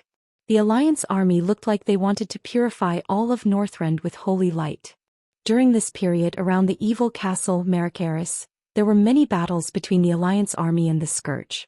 The biting cold wind blew the ice dust on the frozen plateau, and the cold fog rolled up like 1,000 layers of waves, layer upon layer, surging into the distance. In the wind that whistled like ghosts all year round, a large number of humanoid objects were slowly moving forward against this icy wind. Even in spring, the temperature in the Ice-Crown Glacier would not be higher than 0 degrees. The cold wind rolled up the ice dust and blew the armor of this group of humanoid objects, and the cold wind invaded their bodies, but they still did not feel it, because they had all died a long time ago. Woo woo woo. A shrill alarm sounded from the east side of the mountain wall. The mountain wall that seemed to be a part of the dead world suddenly came to life. Countless people came out of the caves and tunnels and quickly entered the designated positions. These bones are coming every hour. They're really not tired of it. A soldier teased. Shut up. If we didn't have enough troops to rotate, we would have become like them. An alliance officer scolded his subordinate. This was a plateau close to the Gate of Death, Mordressa, in the east of the Ice Crown Glacier. At this moment, the Scourge soldiers were gradually approaching the alliance's position on the eastern mountain wall. They were the first to enter the range of the cannons. Katyusha, fire 3 consecutive shots. The highest commander of the camp, Lilith Windrunner, ordered calmly. Orders from General Windrunner. Katyusha, fire 3 bursts. The colonels and lieutenants in charge of each sector gave their orders. Although the large-caliber cannons were very powerful and could kill all the undying within a radius of tens of meters, it was not worth it for the Scourge Army's zombies tactic. Heavy cannons of more than 150 mm were more suitable for bombing high-value targets such as fortresses, not these skeletons and zombies that Arthas saw as purely expendable. The first to fire was, of course, the Katyusha rocket launcher. Thousands of rockets flew across the sky, creating an artificial meteor shower. Boom! Flesh and blood flew everywhere, limbs exploded, and ice shards splashed everywhere. If it was an ordinary mortal army's infantry facing such a terrifying attack, they would have collapsed or at least stopped advancing. However, the Scourge soldiers, who had no sense of pain and no consciousness, continued to limp forward. Even if their lower bodies were blown off, they still used their remaining arms to maintain their posture of crawling. In other places, perhaps Katyusha would have been enough to solve all the problems. This was the extremely cold Ice Crown Glacier. Even though the surrounding mana veins had been invaded by Duque, violent cold winds still blew all year round. The Katyusha rockets landed on the ground. Other than the initial damage caused by the explosion, the fire that should have caused a second round of damage was extinguished by the cold wind. Even if there were any remnants of the fire, it would be extinguished by shadow wizards and low-level liches with their blizzard. On the Alliance's side, the Katyusha that had fired all the rockets quickly retreated, allowing the Katyusha that was fully loaded with rockets to replace it. Within the scope of the binoculars, the sea of undead, which was originally densely packed like a tidal wave, had become a little sparse. Fire the small-caliber cannons quickly. Target the enemy's large undead creatures. Immediately, more trapdoors on the mountain wall opened and long cannons extended out, revealing dark muzzles. The cannoneers hiding behind the cannons were looking through the cannons. This was the mainstream support cannon of the Alliance, the 88 mm anti-aircraft cannon. These cannons could be used to attack ice dragons and abominations. It was versatile. They aimed at the gigantic undead monsters on the plateau and pulled the trigger of the cannons. Bang! Bang! Hundreds of holes on the mountain wall emitted black smoke from the cannons. Not only that, the 40 mm Bofors anti-air cannons that were specially installed at the front line also started to fire at the larger undead creatures. Everyone knew that the Calamity Army had ice dragons that were only left with bones. In actual combat, there were also many skeleton draconians and skeletal draconians. They were not as powerful as abominations, but if they charged into the infantry formation they could still cause a lot of damage. It was a waste to use the 88 mm cannons to blast these things. The Bofors were just right. The thick and continuous cannons easily tore these big bones into pieces. Closer. It was getting closer. When they entered the range of the mortars, the entire Alliance's position was filled with the sound of cannons. If the soldiers did not put on earplugs in advance, they would probably all be deaf. At this time they could only communicate with hand signals and lights. The Katyusha, 88 mm cannons, Bofors and mortars worked together from far to near, from top to bottom, forming an extremely powerful firepower net. In an instant the losses of the Calamity Army on the plateau increased rapidly. On average, for every Calamity soldier that charged to the front of the Alliance's infantry position at the foot of the mountain, at least 5 Calamity soldiers would be destroyed halfway. The next thing the undead army faced was the steel colossus at the front of the line of defense. These mechanical giants from Oder Mimmelin's workshop brandished their huge arms, and every time they swept across, they would scatter multiple undyings. Chapter 1694. There was not a single Alliance soldier in the first 3 trenches of the infantry position. The ones stationed there were the mechanical dwarfs and mechanical gnomes under Mimmelin's command. They were either using electric shocks or operating the new flamethrowers provided by the Alliance to destroy the Scourge soldiers with extreme efficiency. In Duque's estimation before coming to the Ice Crown Glacier, this was already an almost invincible formation. Unfortunately, there were too many Scourge soldiers. The seemingly impregnable front line of defense would always be broken through within a few minutes.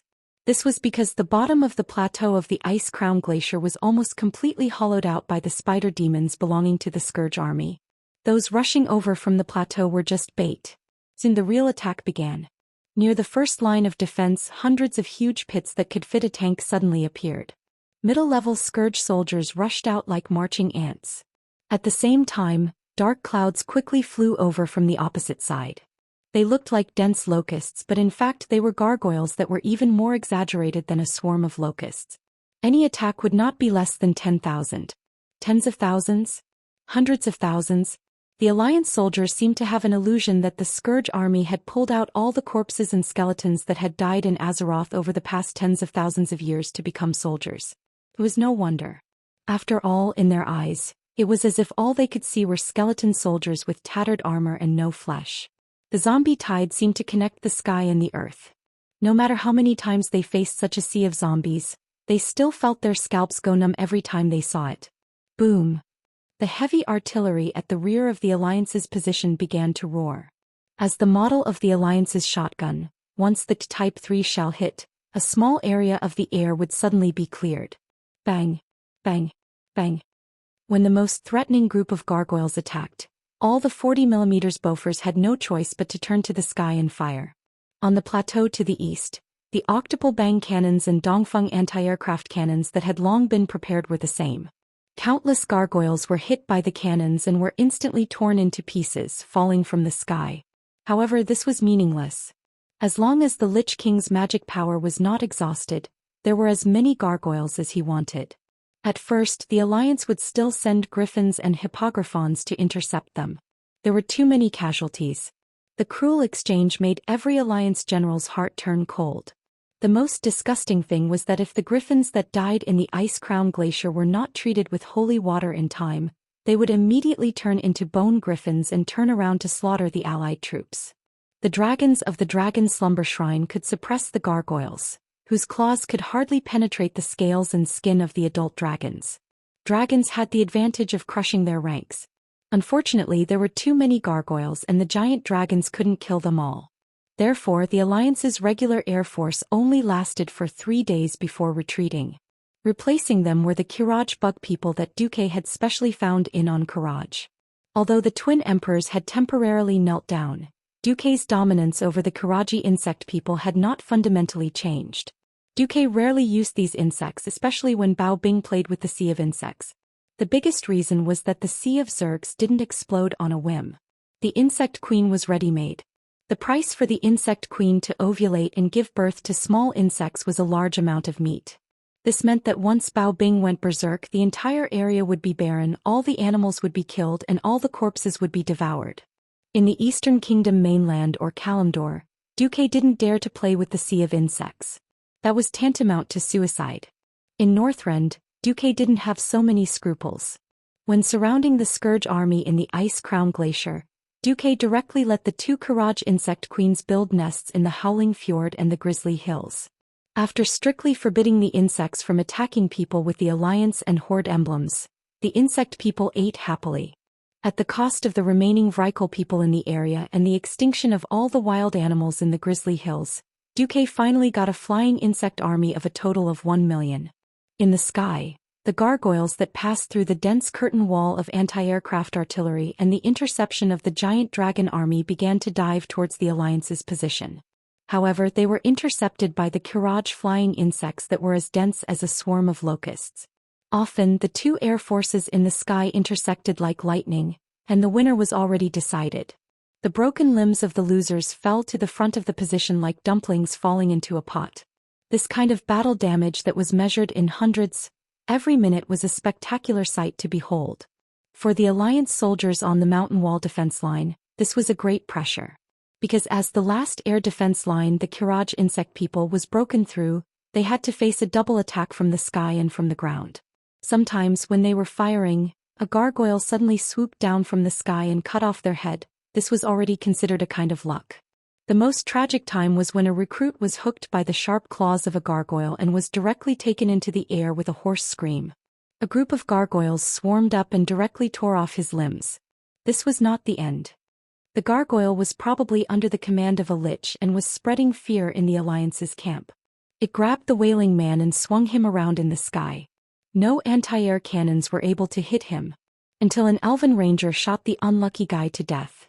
Even so, the Scourge army still turned the poor guy into an immortal and then threw him back to the Alliance's position like a worm. But now, with the army of winged insects fighting the sea of gargoyles, the Alliance's infantrymen were much safer. They carried out their duties and repeated the actions of loading mortar shells and aiming mechanically. They used cannons, flamethrowers, grenades and everything else they could think of to stop the tide of the undead army. In the sky more than 10 kilometers behind them, the battleships began to fire. The 400mm cannons brought about a destructive explosion. The largest area of the Scourge army on the plateau was wiped out. The violent explosion even collapsed the tunnel dug by the spider demons. It seemed that the Alliance had found the location of the frontline commander of the Scourge army and used heavy artillery to clear the area, directly destroying the Lich. The offensive of the Scourge army immediately stopped. The Lich King could indeed control any of the immortals in the Scourge army. But he couldn't divide his attention into 10 million parts and carry out precise control and command of every soldier. He could only make a general order, such as ordering 100,000 immortals to attack a certain area. As for which bunker and which cannon formation to attack, in fact, it still required the immortal commanders of different classes to carry out on-the-spot commands. Once they were eliminated, the Scourge army would be a bunch of blind flies and would be much easier to deal with. Seeing that the attack was ineffective, the Lich at the back stopped commanding and allowed the low-level immortals to be sent to their deaths. When the sound of the cannons gradually stopped, the earth elemental creatures under Alchemy started to take the field. They weren't cleaning up the battlefield but the land around them. It was because of them that the Alliance could avoid being dug by the spider demons to the rear. Chapter 1695. The battle reports from the past few days made the leaders of the Alliance feel gratified and fortunate. The Scourge troop was never a dish that could be easily eaten. On the contrary, the Scourge army that withdrew most of the undead to the Ice Crown Glacier was quite terrifying. An army of hundreds of thousands of survivors was already a huge pressure on the logistics department. It would not be an exaggeration to say that they were under immense pressure. After all, almost all of their supplies came from the Eastern Kingdom. In terms of food, if it weren't for Rotterdam and Alterac that had become mass production areas again, Stormwind alone would definitely not be able to support such a terrifying amount of logistics. However, the Doomsday Army was simply cheating. The soldiers didn't need to eat, drink, defecate, or even sleep. Any ice cave or crack could be a hideout as long as there was a path for the undying soldiers to climb out. After killing the living, he cast a dark spell and immediately replenished the dead. Soldiers turned into soldiers, mages turned into liches, paladins turned into death knights. It was the same for puppets like the gargoyles. As long as they still had mana and a workshop, they would be able to kill 10,000 of them today and 10,000 more in a week. In the worst-case scenario, there would be more and more fights every minute. What about the allied forces? A warrior, even a human with the shortest lifespan, would need at least 16 years to produce a soldier. Not to mention the elves, dwarves, and gnomes with lower fertility rates and longer lifespans. Even after the Second Battle of the Door of Darkness, the races had encouraged reproduction, but they still had to grow up. Once upon a time, the Alliance was very confused about Duque secretly taking in the Kiraji insect people, and was even a little unhappy. After all, the Kiraj insect people affected the appearance of the city, and their level of civilization was quite low. When the flying insects of the Kiraji insect people replaced the griffins and hippogriffs as consumables in aerial battles, everyone had a completely different feeling. To some extent, the bugmen were the bane of the Scourge army. Their completely different physiological structure allowed the bugmen to basically ignore the plague of the Scourge army. At least, the plague that targeted the bugmen had yet to be developed. The bugmen were not picky with their food. As long as it was meat, it was fine.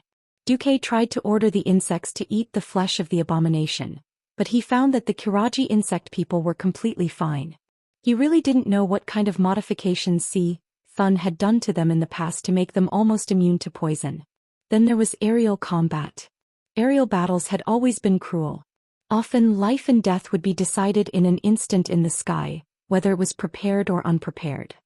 Either the gargoyle was chopped into pieces or the flying insect was killed and fell to the ground. When the bugmen fell to the ground, they would often be smashed into pieces. Even if the Scourge army wanted to resurrect, they would only be able to resurrect a pile of trash with no combat power. In the past, he didn't know that the Kiraji insect people's hard but not flexible limbs would have miraculous effects. From the looks of it now, the bugmen were a bit like suicide bombers. If they could not kill the enemy, they would destroy them cleanly, leaving no way out for the enemy.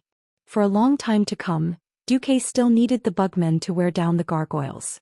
In the past, the Alliance had used their powerful air force to destroy the insect swarm, but it had been very difficult to destroy the gargoyle army.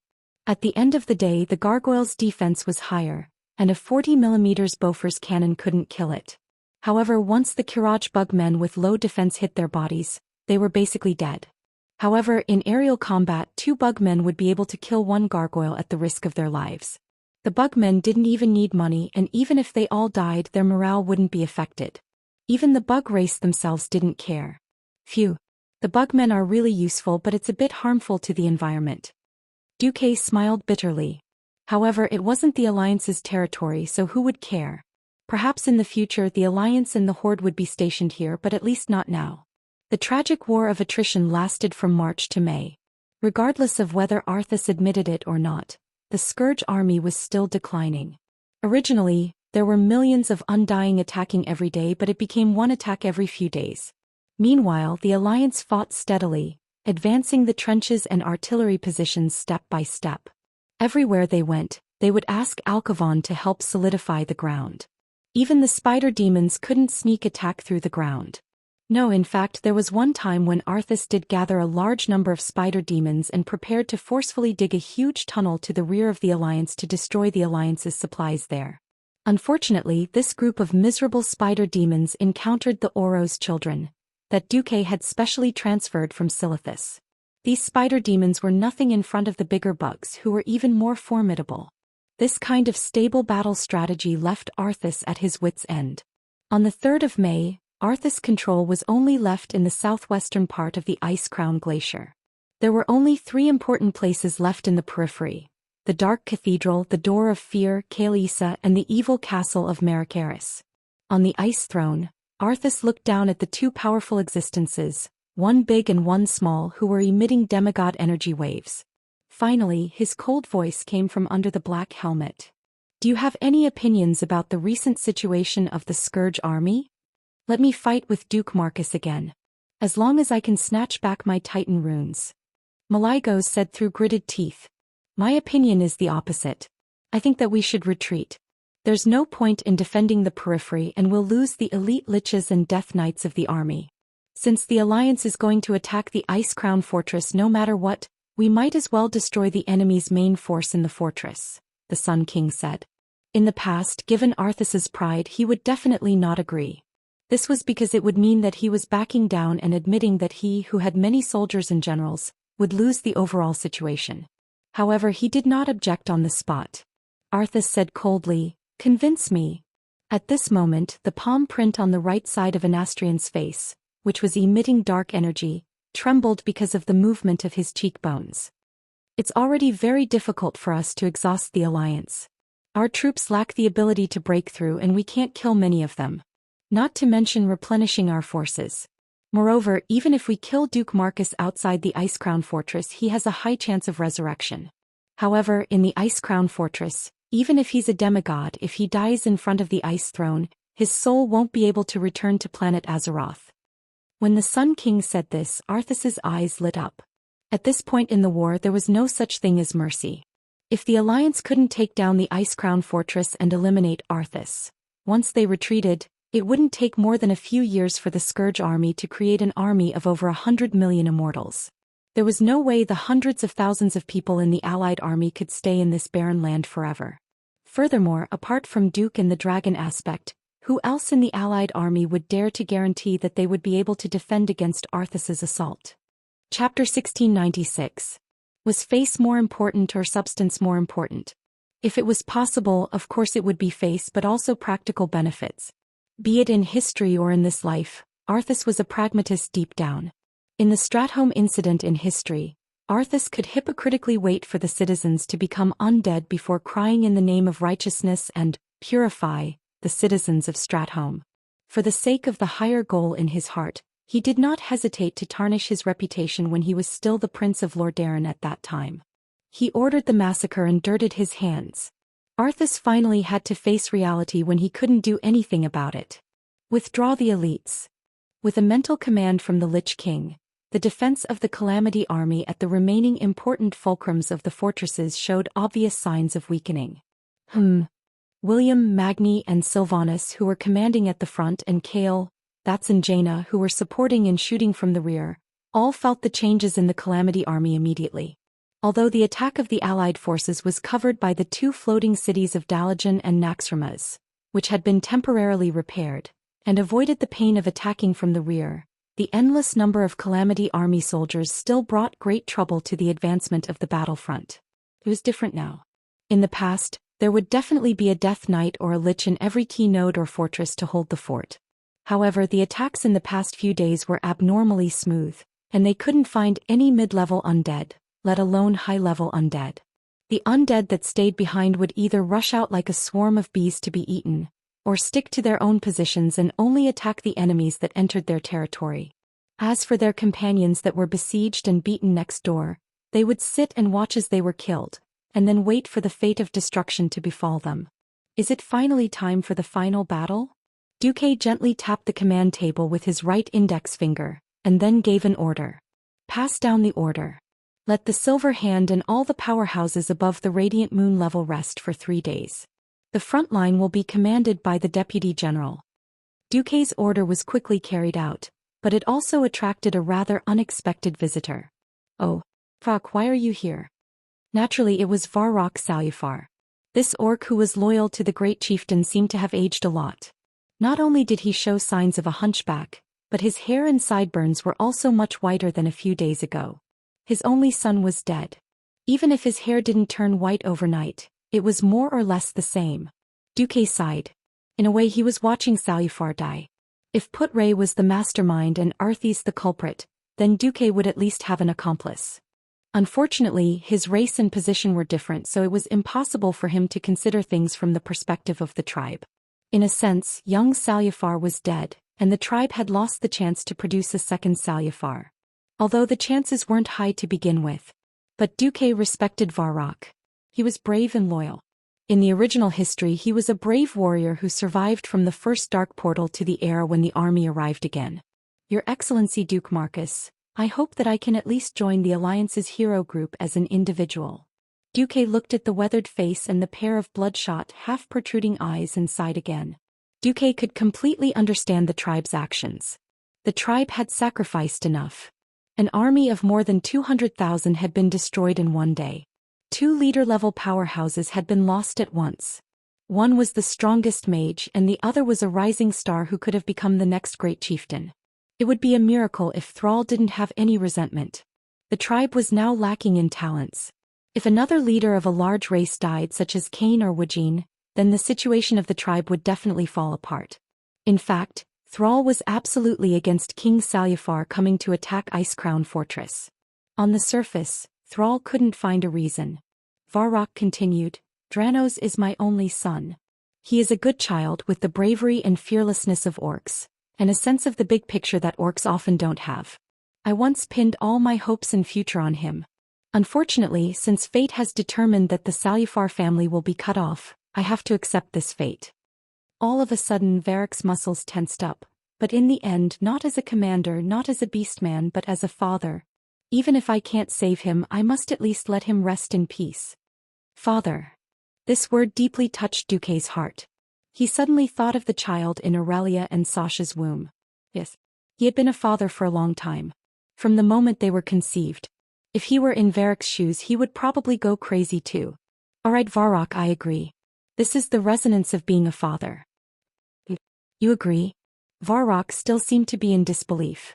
This was because the sudden addition of an outsider could have a huge impact on the teamwork of the team. As the commander of the orcs, of course he knew how dangerous it was to have a subordinate who could possibly go berserk in an elite team with extremely low tolerance for mistakes. Thank you, Duke Marcus. Varrock did not know what else to say. His expression was a little stiff and in the end he only scratched his head. Duque thought for a moment and chose to comfort Varrock, even though it made him feel like he was being hypocritical.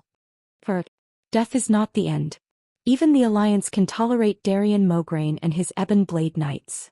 If we can successfully defeat Arthas, I'm sure many Undying will be able to break free and join the fight against the Burning Legion. That too. Varrock suddenly thought that his son might have a chance to return to him, even as an Undying. His son was still his son, and the soul in that shell was still the soul that had accompanied him for more than 20 years. Varrick's mood suddenly improved. Yes. Hope had not completely disappeared. After thanking him profusely, Varrock retreated.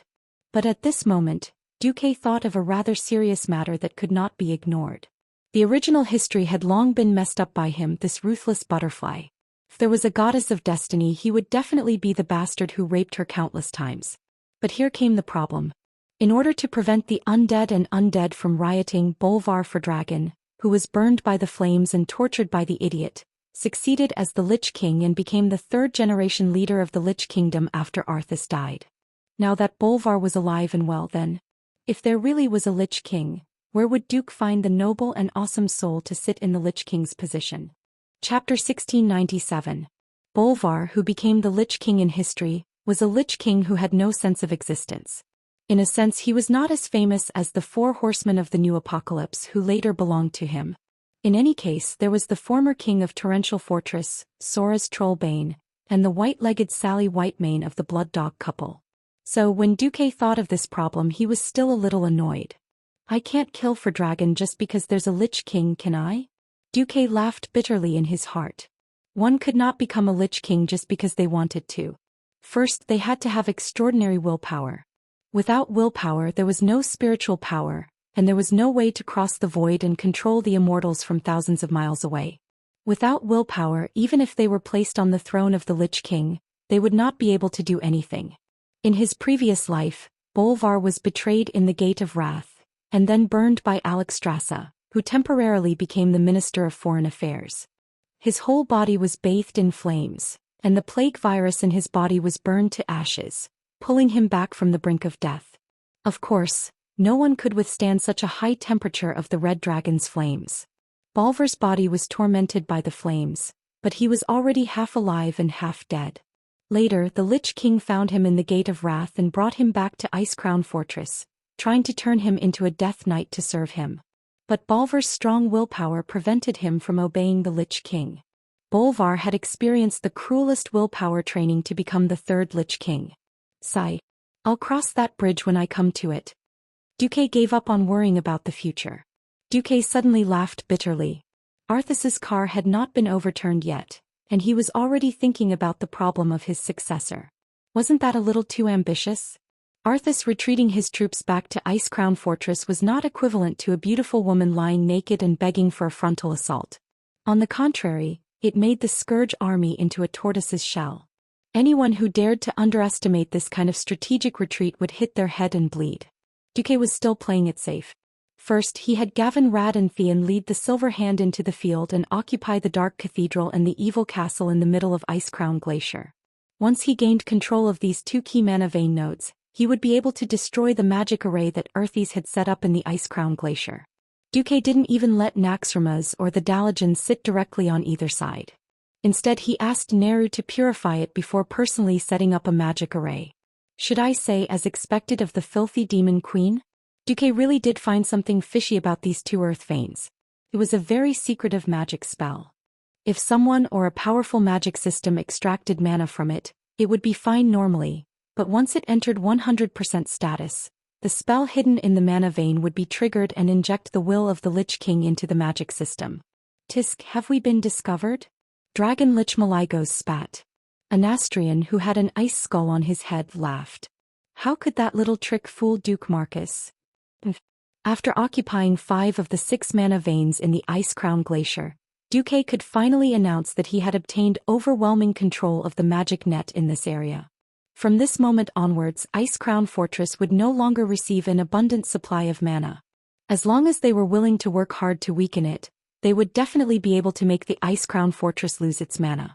Throughout the second half of March, the Allied army had been setting up cannons. From the Dark Cathedral to the Door of Fear, Kalisa, and then to the Evil Castle in the middle of the region, the Alliance had set up more than 5,000 heavy cannons with a caliber of 150 mm and above on this purified land. 3 new Gustav cannons, which were the most representative of the cannon doctrine, were placed behind the back slope of the Evil Castle of Malakaris, which had the highest terrain. Length, 42. 97 meters width, 7 meters height, 11. 6 meters weight, 1,350 tons caliber, 800 mm length, 32. 48 meters weight, 400 tons shooting angle, plus 53 degrees shell weight, 71 tons armor-piercing shell, 48 tons high-explosive shell. In an era without missiles, such heavy cannons could be said to be a true killing machine. In order to avoid a repeat of the incident where Arthas had blown up Naxxramas with one big move, the sneaky Duque had ordered all of the 200 mm and above cannons to be moved to the back slope, not giving the two fools a chance to attack directly. After all, the trajectory of the cannons was a parabola. Azeroth was a planet and the ground had a natural arc. It was basically impossible to see anything beyond 4 kilometers on flat ground. However, the new cannons, which used TNT as gunpowder, had a range of more than 10 kilometers. And Frostmourn's Fury could only be used for direct attacks.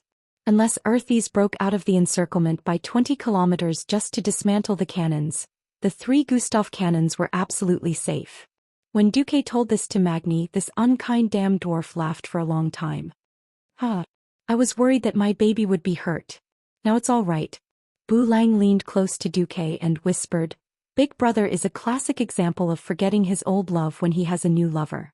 Previously he kept muttering that the caliber of the new ship cannons was not as good as the small steel cannons from back then. Later, after the Alliance gave him money to build these giant cannons that can shoot tens of kilometers, his resentment subsided a little. Duque smiled bitterly. The small steel cannons that had once ended the Second Battle of the Dark Portal were, in the end, mortars. They could not shoot far at all. In a tactical sense, how could they compare with this kind of killing machine that could shoot tens of kilometers? In the future we will build bigger cannons. Magni shouted loudly. Duque smiled but did not say anything. In the future, that was the era of missiles and laser weapons. However, in order to test Arthas' reaction as far as the eye could see from Ice Crown Fortress, there were old cannons that could be pulled into a museum. They still had power, but it was just a pretense. Even the gunners were the mechanical gnomes under Mimiron. It's a pity that there are no more mechanical gnomes. Duque was speaking the truth. In the limit left by Titan, there could only be 1,000 mechanical gnomes at most and 2,000 mechanical dwarfs. This was the absolute authority given to Mimiron. Otherwise, if there was an unlimited number of them, just Mimiron's robot army alone would be enough to drown the entire Calamity army. Mimiron, who was standing at the side, had electronic light flickering in his eyes. He suddenly said, Duke Marcus, if I can obtain Titan's authorization, the limit of my control will be 10 times the current upper limit.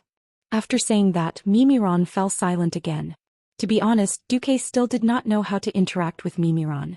There were many times when Duque could not find any common points with him. It was like chatting with a robot. He could not start a conversation. On the other hand, Mimiron was also quite supportive of the Alliance's battle.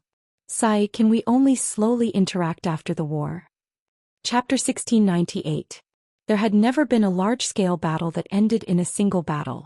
The more he led a large-scale battle, the more Duque felt moved by this saying.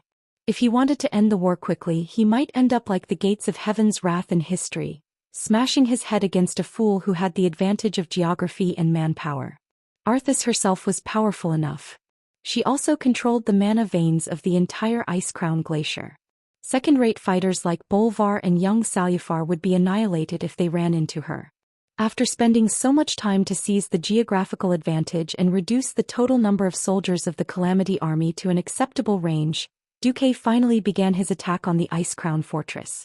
Even so, Duque still divided the allied army into echelons and sent them up one by one. The sky above the Ice Crown Fortress was always dark and gloomy, and the wind howled angrily. Ever since the explosion of the ancient Kalimdor continent, this gloomy chill had persisted for tens of thousands of years. The wind cut like a knife. Even though it was already summer, the temperature in the ice-crowned fortress was not higher than -20 degrees. The soldiers of the Allied army put on thick cotton-padded jackets and gloves, wrapping themselves up like dumplings. Even their faces were covered with thick goggles and half-masks. Only the hot air coming out of their mouths and noses showed that they were alive. Whoosh, whoosh, *1. 5 dazzling blue pillars of light rose from different directions of the ice-crowned glacier. Those were the magic formations on the 5 mana veins of the City of Calamity, the Castle of Evil and the Cathedral of Darkness. Each formation was overseen by a top-notch radiant moon mage, such as the great astromancer Solarian. They chanted complicated incantations and used hand gestures that mortals would never understand to slowly fine-tune the energy output of the mana veins. Admittedly, all the formations had been personally drawn by Duque using the Titan runestones. The specific effects still depended on the spellcaster. Raising his head, the Lich King's gaze pierced through space and landed on the magic pillars of light. He quietly watched as the pillars of light grew brighter and brighter, connecting the heavens and the earth, as if they could reach the other side of the universe. Your Majesty, don't worry. The magic power of the 5 branches combined is not as great as that of the ice-crowned fortress, the Sun King comforted Arthas. Anastrian was telling the truth.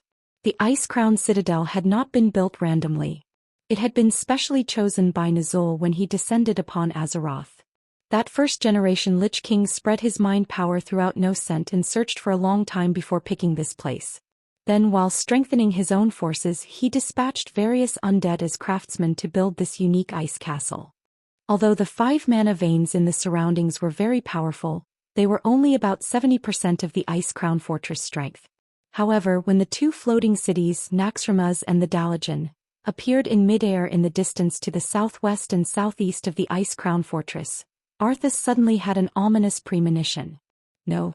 I'm going to destroy a floating city first," Arthas said as he stood up. Just as he was about to make a move, there was a sudden rumble in the sky.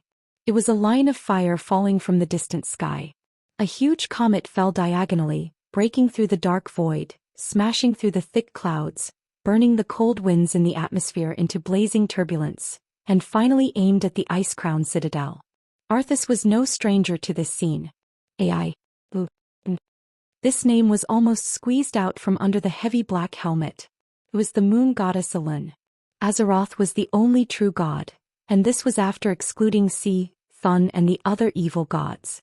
Although Elun had never truly descended upon this land for unknown reasons, this did not prevent her from participating in this war in her own way.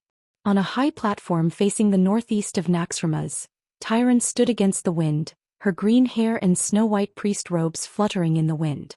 The mysterious moonlight transcended the barrier of day and night and descended upon her, communicating with her and communicating with her. The goddess used her sharp eyes to lock onto her target. Her physical and mental strength were pouring out like a broken dam, and for a moment, even Tyron felt like she could not hold on any longer. Soon, a smile appeared on that holy and heroic face. The final adjustment had been completed and the rest was up to gravity.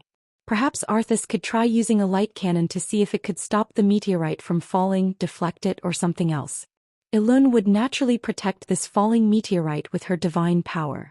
No matter what Arthas did, Elun's goal of consuming the magic power of the ice-crowned citadel would be achieved. Behind the Lich King's helmet, there was a clear anger in the pair of deep eyes. "Send it to me if you have the guts." When passing through the atmosphere, the strong friction would cause the meteorite to burn and reduce its weight. Even so, when it fell to the ground, there would be at least 1,000 tons of meteorite. Coupled with the terrifying kinetic energy, even the sturdy ice-crowned citadel would not be able to withstand a meteorite head-on. This was an open plot. An open plot that Arthas could not resist. A beam of white light that seemed to freeze everything in the entire field of vision was shot out from the ice-crowned citadel. Arthas finally made his move. Frostmourn's Wrath. The white freezing beam collided with Elun's purple and blue meteorite in midair. It burst into a dazzling brilliance like fireworks. "Ah, so beautiful." Jaina, who was guarding Naxxramas, felt as if she had returned to her childhood, when she first saw fireworks. Next to her, Duque smirked. Wow. The Lich King is angry again. Damn it, let's see how many times you can be angry. Duque happily snapped his fingers, and Khadgar, who was next to him, immediately understood. 5 minutes later, on the two floating cities of Dalajan and Naxxramas, huge pillars of light also lit up into the sky. On the frozen throne, Arthas suddenly lost his voice. What? If he was not wearing the full-face helmet that covered all his expressions, his face would probably be very ugly right now. 5 earth veins, plus the 2 floating cities, a total of 7 fulcrums formed a strange magic array. 7 beams of light pierced the sky, and as they were about to penetrate the atmosphere, countless glowing titan runes began to spread. They emitted a mysterious radiance, and in a way that Arthas could not understand, they finally formed a huge circular magic array. The earth trembled slightly, and the entire continent of Northrend was dyed purple and blue. It was as if the sun had risen at the end of the night, forcefully and domineeringly erasing the stars and the moon from the sky. There was only one color left in the world. Chapter 1699. Countless soldiers of the Allied army witnessed this scene. Everyone's mouth was unconsciously half open as they sighed in astonishment. This was a grand scene that only existed in epics. Even though Duke's generosity had refreshed their knowledge time and time again, but every time they would still be fiercely shocked. Duque. On the frozen throne, Arthas let out a voice filled with incomparable resentment. At this moment, how could he not know what Duque was planning? The combined energy of the 5 mana veins was indeed unable to reduce the overwhelming mana of the Ice Crown Fortress, but with the addition of the 2 floating cities, it was a different story. As the 2 most important mana nodes of the magic net, the Dalajan and Naxxramas were not only the mana hubs under Duque's control, but also the largest mana storage and an important connection between the 4 major elemental realms. Arthas could never have imagined that Duque could actually connect these 2 unrelated mana nodes with the mana veins to form a huge magic array, which in turn surpassed the transcendent status of the Ice Crown Fortress. In the sky, the huge Titan runic magic array emitted a dazzling brilliance. Finally, all the mana condensed into a pillar of light that would take about 10 people to wrap their arms around, and fiercely fell from the sky, pressing down on the Ice Crown Fortress. The moment before the pillar of light hit the Ice Crown Fortress, Arthas refused to let his efforts go to waste, because this fortress at the top of the snowy mountain was the symbol of his control over this land of ice and snow, and even the future of the entire land. On the dark black castle, there was an uncomfortable pale light, and an even thicker white pillar of light rose against the sky, colliding with the purple and blue pillar of light falling from the sky. At first, the white light strongly counterattacked, once raising the position of the collision to 2 kilometers above the castle. But as the magic array continued to descend more abundant and purer mana, the white light was once again suppressed. Finally, 2 terrifying pillars of light, one purple and one white, condensed about 500 meters above the fortress, forming a state of mutual exhaustion. Squeak. It was hard to describe this sound with words, but it could only be said that it was more like the sound of electricity. In the command room of Naxxramas, Duque was expressionless. He had already handed over the maintenance of the magic array to a few of his subordinates. He believed that Khadgar, Jaina and Kael, that's these veteran powerhouses, would not disappoint him. Duque raised his right arm up high and brought it down heavily with a knife hand posture. Fire! In the command room, in close to 100 large and small images, each cannon let out its own unique roar. The continuous explosions of the cannons condensed into a ball in the air. It sounded like the entire frozen mountain range had suddenly collapsed.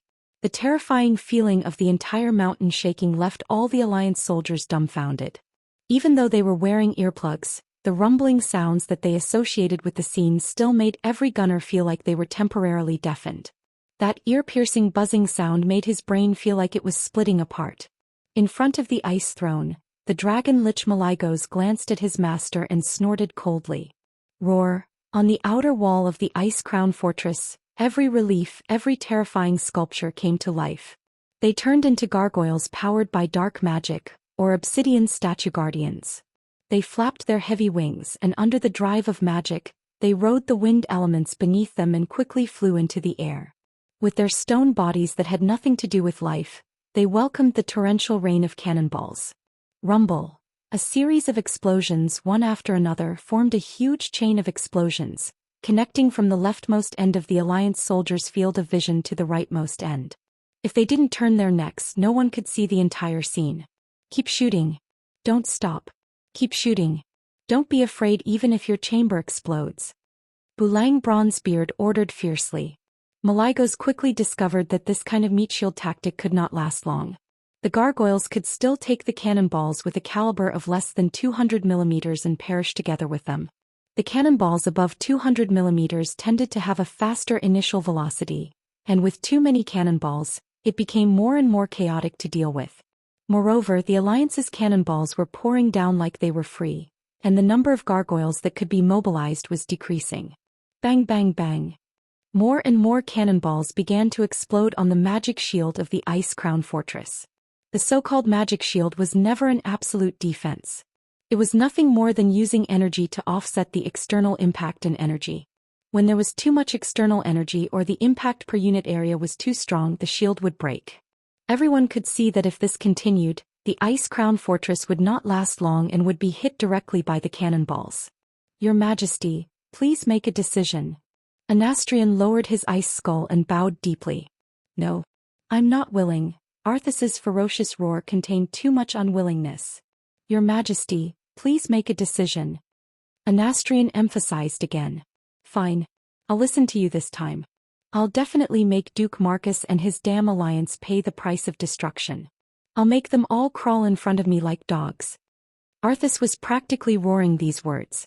Outside, Bulang was absolutely confident that if Arthas did not do anything, the entire Ice Crown Fortress would be drowned by modern cannons. The Gustav, with an 800 mm caliber, could definitely cut this ugly fortress into half. Seeing that the magic shield of the Ice Crown Fortress was showing signs of collapsing, the huge fortress suddenly fell into a trance. As if separated by a layer of hazy mist, the entire fortress looked illusory. Boom boom boom. The cannons that had never stopped continued to pour cannonballs. Something strange happened. The moment the huge cannonballs touched the mist, they suddenly slowed down. The cannonballs that could only be seen with the naked eye all slowed down as if they had fallen into an extremely viscous paste. Their speed became slower and slower. Finally, in front of an unknown mysterious force, they were crushed and exploded. Even if they exploded, the range of the explosion was very small. At most, the flames and shrapnel of the explosion could only reach a meter away. Then the entire cannonball disappeared without a trace. What the hell is this? In the sky, there was no longer white light fighting against the purple and blue cannonballs of the giant Titan rune magic formation. When the terrifying energy of the Titan, which should theoretically be able to destroy heaven and earth, crashed down, it merely caused the entire fortress to fluctuate in confusion. It was like a ripple caused by a small stone thrown into a calm lake. That was all. Chapter 1700. In the command center of the Naxxramas Alliance, every leader, including Duque, stood up. They could not hide the shock on their faces. What the hell was this? Cannonballs could not penetrate and even the Titan's energy could not affect it? Why don't you just fly in the sky? Suddenly, the door to the command center opened. Tyrande was still in the position of pushing the door open. Duque could see that there was something wrong with Tyrande's eyes. Her pupils had also turned white. It was not the white of the scara, but a strange kind of white that could be distinguished from the scara of her eyes. That psychedelic glow made Duque think of a possibility. Duke Marcus, Arthas is going all out. That is, the Lich King's domain. As soon as this Tyrande spoke, Duque knew who she was. Yes, the situation is a bit urgent. I attached a little of my will to my high priest. Sorry, Elune said. Duque narrowed his eyes. He realized that there was something that Elune did not want to talk about through divine descent like before. He asked tentatively, domain? Of course, Duque knew what a domain was. He was just not sure if the domain he knew was the same as the one in front of him. Look at the sky, Tyrande, who was possessed by Elune, said loudly.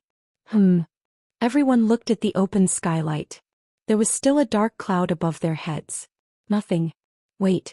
This evil aura was getting thicker and thicker. Elune smiled bitterly.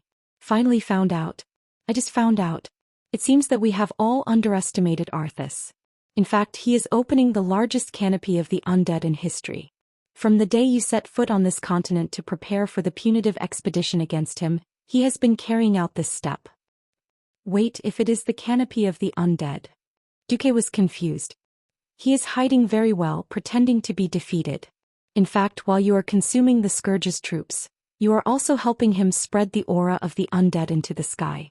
Once this huge canopy of the undead is completed, all the creatures shrouded under the canopy will be forced to gradually transform into undead. All the dead skeletons and wandering souls would be completely transformed into higher-level undying beings. Just now, Arthis finally launched the sky screen. Duque didn't say anything. He noticed that Elune had used the word ruthless. Look. Elune pointed with her finger. Countless undyings appeared in many of the videos.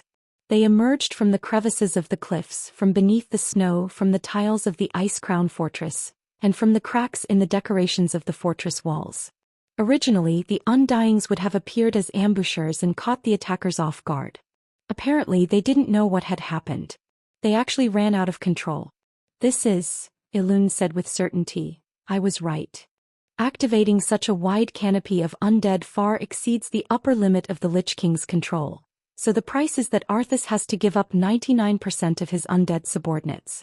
It was no exaggeration to say that the Doomsday Army was in a state of collapse and chaos.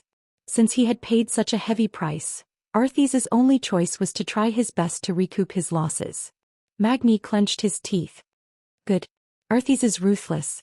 At this moment, Arthas' sole voice resounded in the sky. Have you finally found out? Unfortunately, it's too late. The great kingdom of the undead is already under construction. You will all become my people.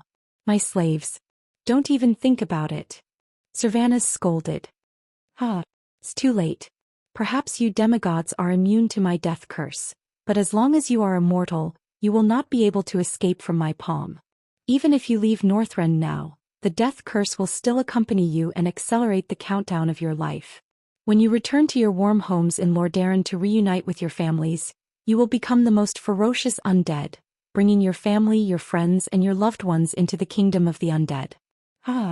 Arthas' huge illusory head laughed maniacally in the sky above the Ice Crown Fortress. He took off his helmet that symbolized terror and revealed his original appearance. Arthas, who used to be so handsome, now had a head of white hair that looked like a dead man's. His face was firm and well-defined, and now every curve of his face was full of evil and madness. His cheeks trembled, and the stubble on his chin looked like the hand of a devil. No, it's not too late. Tyrande, who was possessed by Elune, pointed at the Ice Crown Fortress. As long as I defeat you before this canopy of undead is completed, everything will end. Hearing Elune's shout, Arthas stopped his maniacal laughter. He suddenly said, Yes. Come in. Come into my stage of righteousness and evil. Only the performers who stood on this stage could truly hurt the other party. Come, Duke Marcus. Come. Fools who think of themselves as righteous, let us fight it out in the Ice Crown Fortress. With that, Arthas' huge illusory head disappeared. Jaina pondered for a moment. I think I understand what that damned realm of his is. Only those who are righteous or evil can enter. Those who are not on the stage cannot interfere with those on the stage. That's about it. Damn it, the Alliance's greatest advantage in long-range attacks has been nullified. Everyone was a little annoyed. They had originally wanted to fire their cannons and bombard the Alliance. But now it didn't seem like it would work. Duque chuckled at first, then turned into laughter. Elune, you possess Tyrande because you have started to suppress the expansion of the canopy of undead in the air, right? Yes, that's right. I'll leave the sky to you. Elune reminded, all right. However, the magic formation formed by the 7 nodes must be preserved. Otherwise, Arthas can switch back at any time and replenish his mana through the magical veins under the Ice Crown Fortress. Then Jaina and Kale, that's the 7 of you, stay here. Understood. Understood. Duke turned his head, his fierce gaze sweeping across every leader's face. Everyone, what the allied army is going to do has never changed from the beginning. Since Arthas desires destruction, we will grant him destruction. Alliance heroes. Attack. Oh. In the command center, every Alliance leader raised their fists high. Thousands of Alliance professionals formed an assault team around the Ice Crown Fortress. They rushed in from all directions and launched a fierce attack on the wandering undead. At the same time, Duque led the experts of the Alliance to the Avenue of Death in front of the Ice Crown Fortress. Chapter 1701. There was no need for Duque and the rest to take action personally. The first wave of the Allied army's charge had already been launched.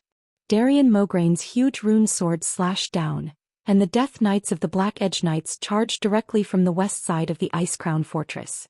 The steep mountain terrain could not stop the skeletal warhorses under them from leaping over cliffs as if they were walking on flat ground. As long as it was not a 90-degree vertical slope, these undead horses could perform acrobatic moves under the mental control of the man and horse as one. On the east side, the Silver Hand Knights also launched an attack. This was because the two gods of the Silver Hand, Gavin Rad and Theon, wanted to join the hero squad.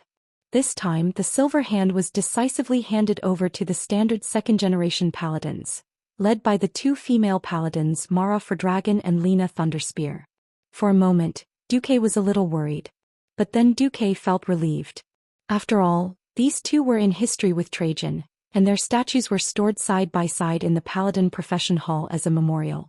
If not for the fact that there were too many paladins in the Alliance and that they were too strong, without the two ancient gods holding the fort, these second-generation paladins would probably have taken over long ago.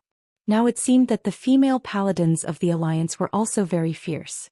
The Silver Hand led by the two female paladins was like a sharp knife cutting through butter, easily destroying the Scourge soldiers who had lost the direct command of the Lich King.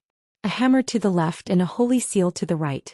Even playing polo was not as satisfying.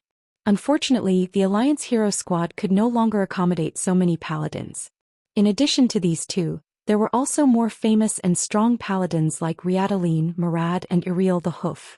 Well, the Alliance did not have many things, but the Paladin hero squad had a lot of them. If it were an ordinary profession, the one who would clear the field the fastest would definitely not be the mage. But after the Radiant Moon, no one could compare to Pharaoh.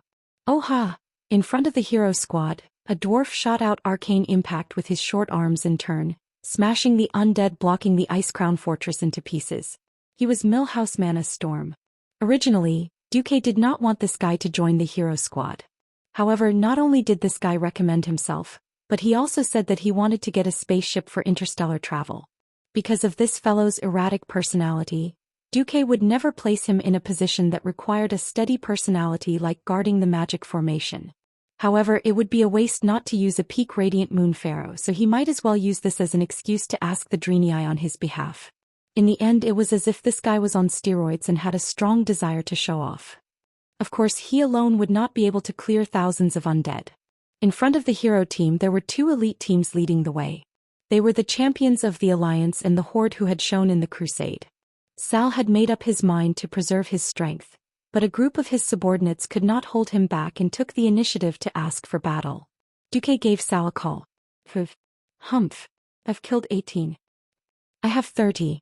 You have the nerve to show off to me after slaughtering the weakest skeleton? We're just elite monsters. Alliance warrior Sakagar bickered with Horde warrior Nahawk Steelbreaker, his hands not holding back at all. In any case, their main task was to open the way for the hero squad, and it was up to them how far they could go. Seeing them, Duque did not expect Tyrion to say with emotion, "It's good to be young." Duque rolled his eyes. "You can come to me and get eternal life." Tyrion was silent. Duque did not try to persuade him. After all, Anduin Lothar had chosen to end the last of the earthy royal bloodline through natural death. It was not only to open the way for future generations, but also to set a noble example. Even though Lothar was not a paladin, the paladins had always unconsciously used him and Wother Lightbringer as role models. Looks like I'll have to wait until Return of the Legion to persuade them. People can change and fate can be changed. Duque had already done so much and gained so much success. He had to do his best to save this world that could be destroyed at any time. Walking up the long staircase sandwiched between two high platforms with goat horns, they stepped onto the huge platform that overlooked half of the Ice Crown Glacier. Stepping on the ferocious-looking skeleton relief, they looked at the huge corridor that was more than 50 meters tall, and looked at the statues of evil spirits on both sides that emitted violent flags. Everyone in the hero squad cast their eyes on the huge vortex at the end of the corridor. It was a teleportation portal. Arthas had activated her domain, rendering long-range attacks ineffective and protecting the entire Ice Crown Fortress from the attacks of cannons. However, the real interior of the Ice Crown Fortress was behind this teleportation portal that was full of unknown things. At the entrance, everyone stopped and looked at Duque. At this moment, other than Jaina and Kale, that's who were in charge of guarding the 7 teleportation points, as well as a group of second-rate mages like Solarian, it could be said that the strongest people in the Alliance were here. In addition, there was also Lord Howl in his heroic spirit state and Varrock Salyafar. "Let's go. Let's end this," Duque said calmly. He gently reached out to the teleportation portal and used his demigod power to connect to the already stable teleportation portal. He was making sure that his group would not be teleported to some unknown place. Duque did not notice that Theon was tightly gripping the hilt of Ashbringer in his hand. After a short teleportation, the scene in front of them made the heroes murmur. Everywhere was filled with an evil icy mist, the bone-chilling floor, the ominous statues that always stared at people, and the huge chandelier that seemed like it could fall at any time and crush people to death. Everything gave people a feeling of fear and unease, but there were no enemies. This is the final battlefield, right? Arthas is not qualified to be the host. Even if there's number 21 gun salute, at least a few skeleton soldiers can come and play grave disco to liven things up. Gavin Rad whistled frivolously. This, of course, attracted the chuckles of many heroines. Only Theon frowned. "Gavin Rad, all right. Don't take it too seriously. You're just too serious. You're so young but your hair is already moving upward." The veins on Theon's forehead bulged, the cross-shaped veins as obvious as they could be. One had to know that he was just over 50, and with a head of slightly orange hair and a full beard, he was considered a handsome man in the Alliance. On the contrary, although Gavin Rad was a handsome man when he was young, he had the momentum of developing into Mr. Mediterranean. If not for Duque teaching him to tie his hair in a bun, his image would be ruined. Just as Theon was about to explode, he suddenly remembered and smiled bitterly. "Thanks, brother." Chapter 1702. Those who were not directly involved would never understand the friendship between the 5 Silver Saints that people spoke of. This relationship had spanned a quarter of a century and had never faded, let alone been forgotten. As staunch believers of the Holy Light, they had wondered if they would die before they could fight the orcs and be destroyed by the high concentration of the Holy Light. After all, at that time, the Holy Knight was only a profession that existed in the theories of Archbishop Alonso's Fail. Azeroth had been recorded for 2,800 years. Was it that easy to be the first in recorded human history? Absolutely not. On the night before the change, although they had absolute trust in Alonso's, they still followed their teacher's instructions and left a will. For the next 14 years they fought on all fronts. They had thought that they would die on the battlefield, under the axes of the orcs, under the claws of the demons, or even under a terrible curse. But none of them had thought that they would die in the hands of their own disciple. Gavin Rad and Theon, the brothers around them, knew better than them how much Uther had invested in Arthas. The most painstaking teaching, the most magnificent teaching assistants, and the most perfect training lineup. What Uther wanted to teach was the perfect next generation of holy knights that combined all the strengths of the 5 of them. Unfortunately, with the success of Nizul's plot, not only did everything come to nothing, even their most respected brother Uther was killed. Did they hate Arthas? The answer was absolutely yes. This was definitely not pure hatred. Because pure hatred would only make the holy light covered in dust. This would make them completely deviate from the path of the holy light. The 4 of them were more eager than anyone else to end things with Arthas, the Lich King. Even after the disappearance of Sidon and Turalian, Theon and Gavin Rad firmly believed that if they were still alive, they would definitely continue to have the same feelings. In the face of the impending danger of Azeroth again and again, they were willing to obey orders to deal with the enemies in front of them first. This did not mean that they had forgotten about Uther and Arthas, who was still at large. The Holy Knight was not a profession that used the holy light to encompass everything. In addition to holy and protection, the Holy Knight also had the most important punishment. There was also a key skill called reckoning. Yes, today, here and now. This was the day of reckoning for the 4 Silver Saints. 2 stalwart figures walked in front of the group, one on the left and one on the right. One of them was carrying the door like Ashbringer, and the other was carrying the harpoon-like Windchaser sword. The surging energy rippling from the two divine weapons seemed to confirm the excitement of their owners. Looking at them, Duque pursed his lips. Duque knew that he was not the star of the show today. There were no enemies in the cold and deep corridors and palaces. Perhaps even Arthas knew that it was impossible for the Calamity soldiers to overwhelm this hero team with numbers. This was because Duque was one of the experts who had entered the Ice Crown Fortress. Along the way, Duque constantly relied on the system elf to analyze everything in this domain. He was surprised to find that Arthas didn't restrict his access to the elements, and even allowed him to extend the weave into Ice Crown Castle. This made Duque deeply suspicious. What was Arthas up to? It was only after reaching the 5th floor that there were changes. Very abruptly, the scene in front of every hero's eyes was cut apart. More than 10 black lines cut everything in their field of vision into pieces. This wasn't an illusion. Space was really being cut apart. "Protect yourselves," Duque shouted sternly. This shout was actually just instinctive. The moment space was cut apart, it was already destined that the sound transmitted through the air would not reach the ears of the hero team.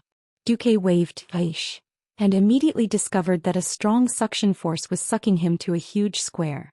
Originally, Duque didn't want to follow the other party's wishes. When he sensed the other party's aura, Duque changed his mind. In the darkness, a square entered Duque's vision at high speed.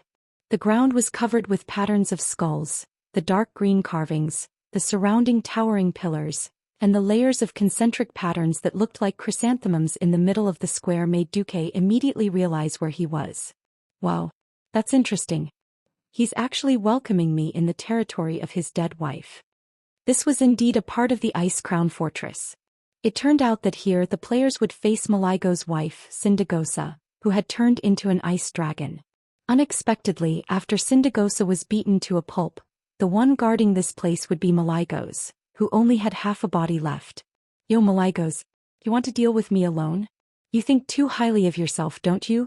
Get Arthas out here." Duque had a smile on his lips, his expression full of mockery. Malagos opened his mouth, which was basically only left with bones. The dragon's mouth, which was barely attached to dry lips and muscles, let out a furious roar of the soul. "Despicable thief. I still have a score to settle with you. Don't worry, you won't have the chance to meet the great Lich King." Faced with Malagos' anger, Duque didn't care. He scratched his head. "If you can come at me together, why do you have to die one by one? You're courting death again." Malagos didn't fully understand what he said. But Duque's contempt was real. The terrifying dragon's roar shook the entire palace. Countless icicles that were originally frozen on the pillars and decorations of the main hall's plaza fell down one after another and fell to the ground with a crisp ping sound. It wasn't just Duque. Almost the entire team of heroes had been torn apart by the spatial trap just now. When he fell from the sky, what appeared in front of him was a huge monster that could tentatively be called humanoid, 6 stories tall. It stood on 2 legs with only 2 toes on one leg and 4 on the other. The left claw had 3 withered bones, and the right had 4 palms still wrapped in rotten flesh. Its left shoulder was a huge mouth. Wrapped in fangs, there was something that looked like a scapula. On the huge right arm there were 2 crooked arms. Its facial features were also very random.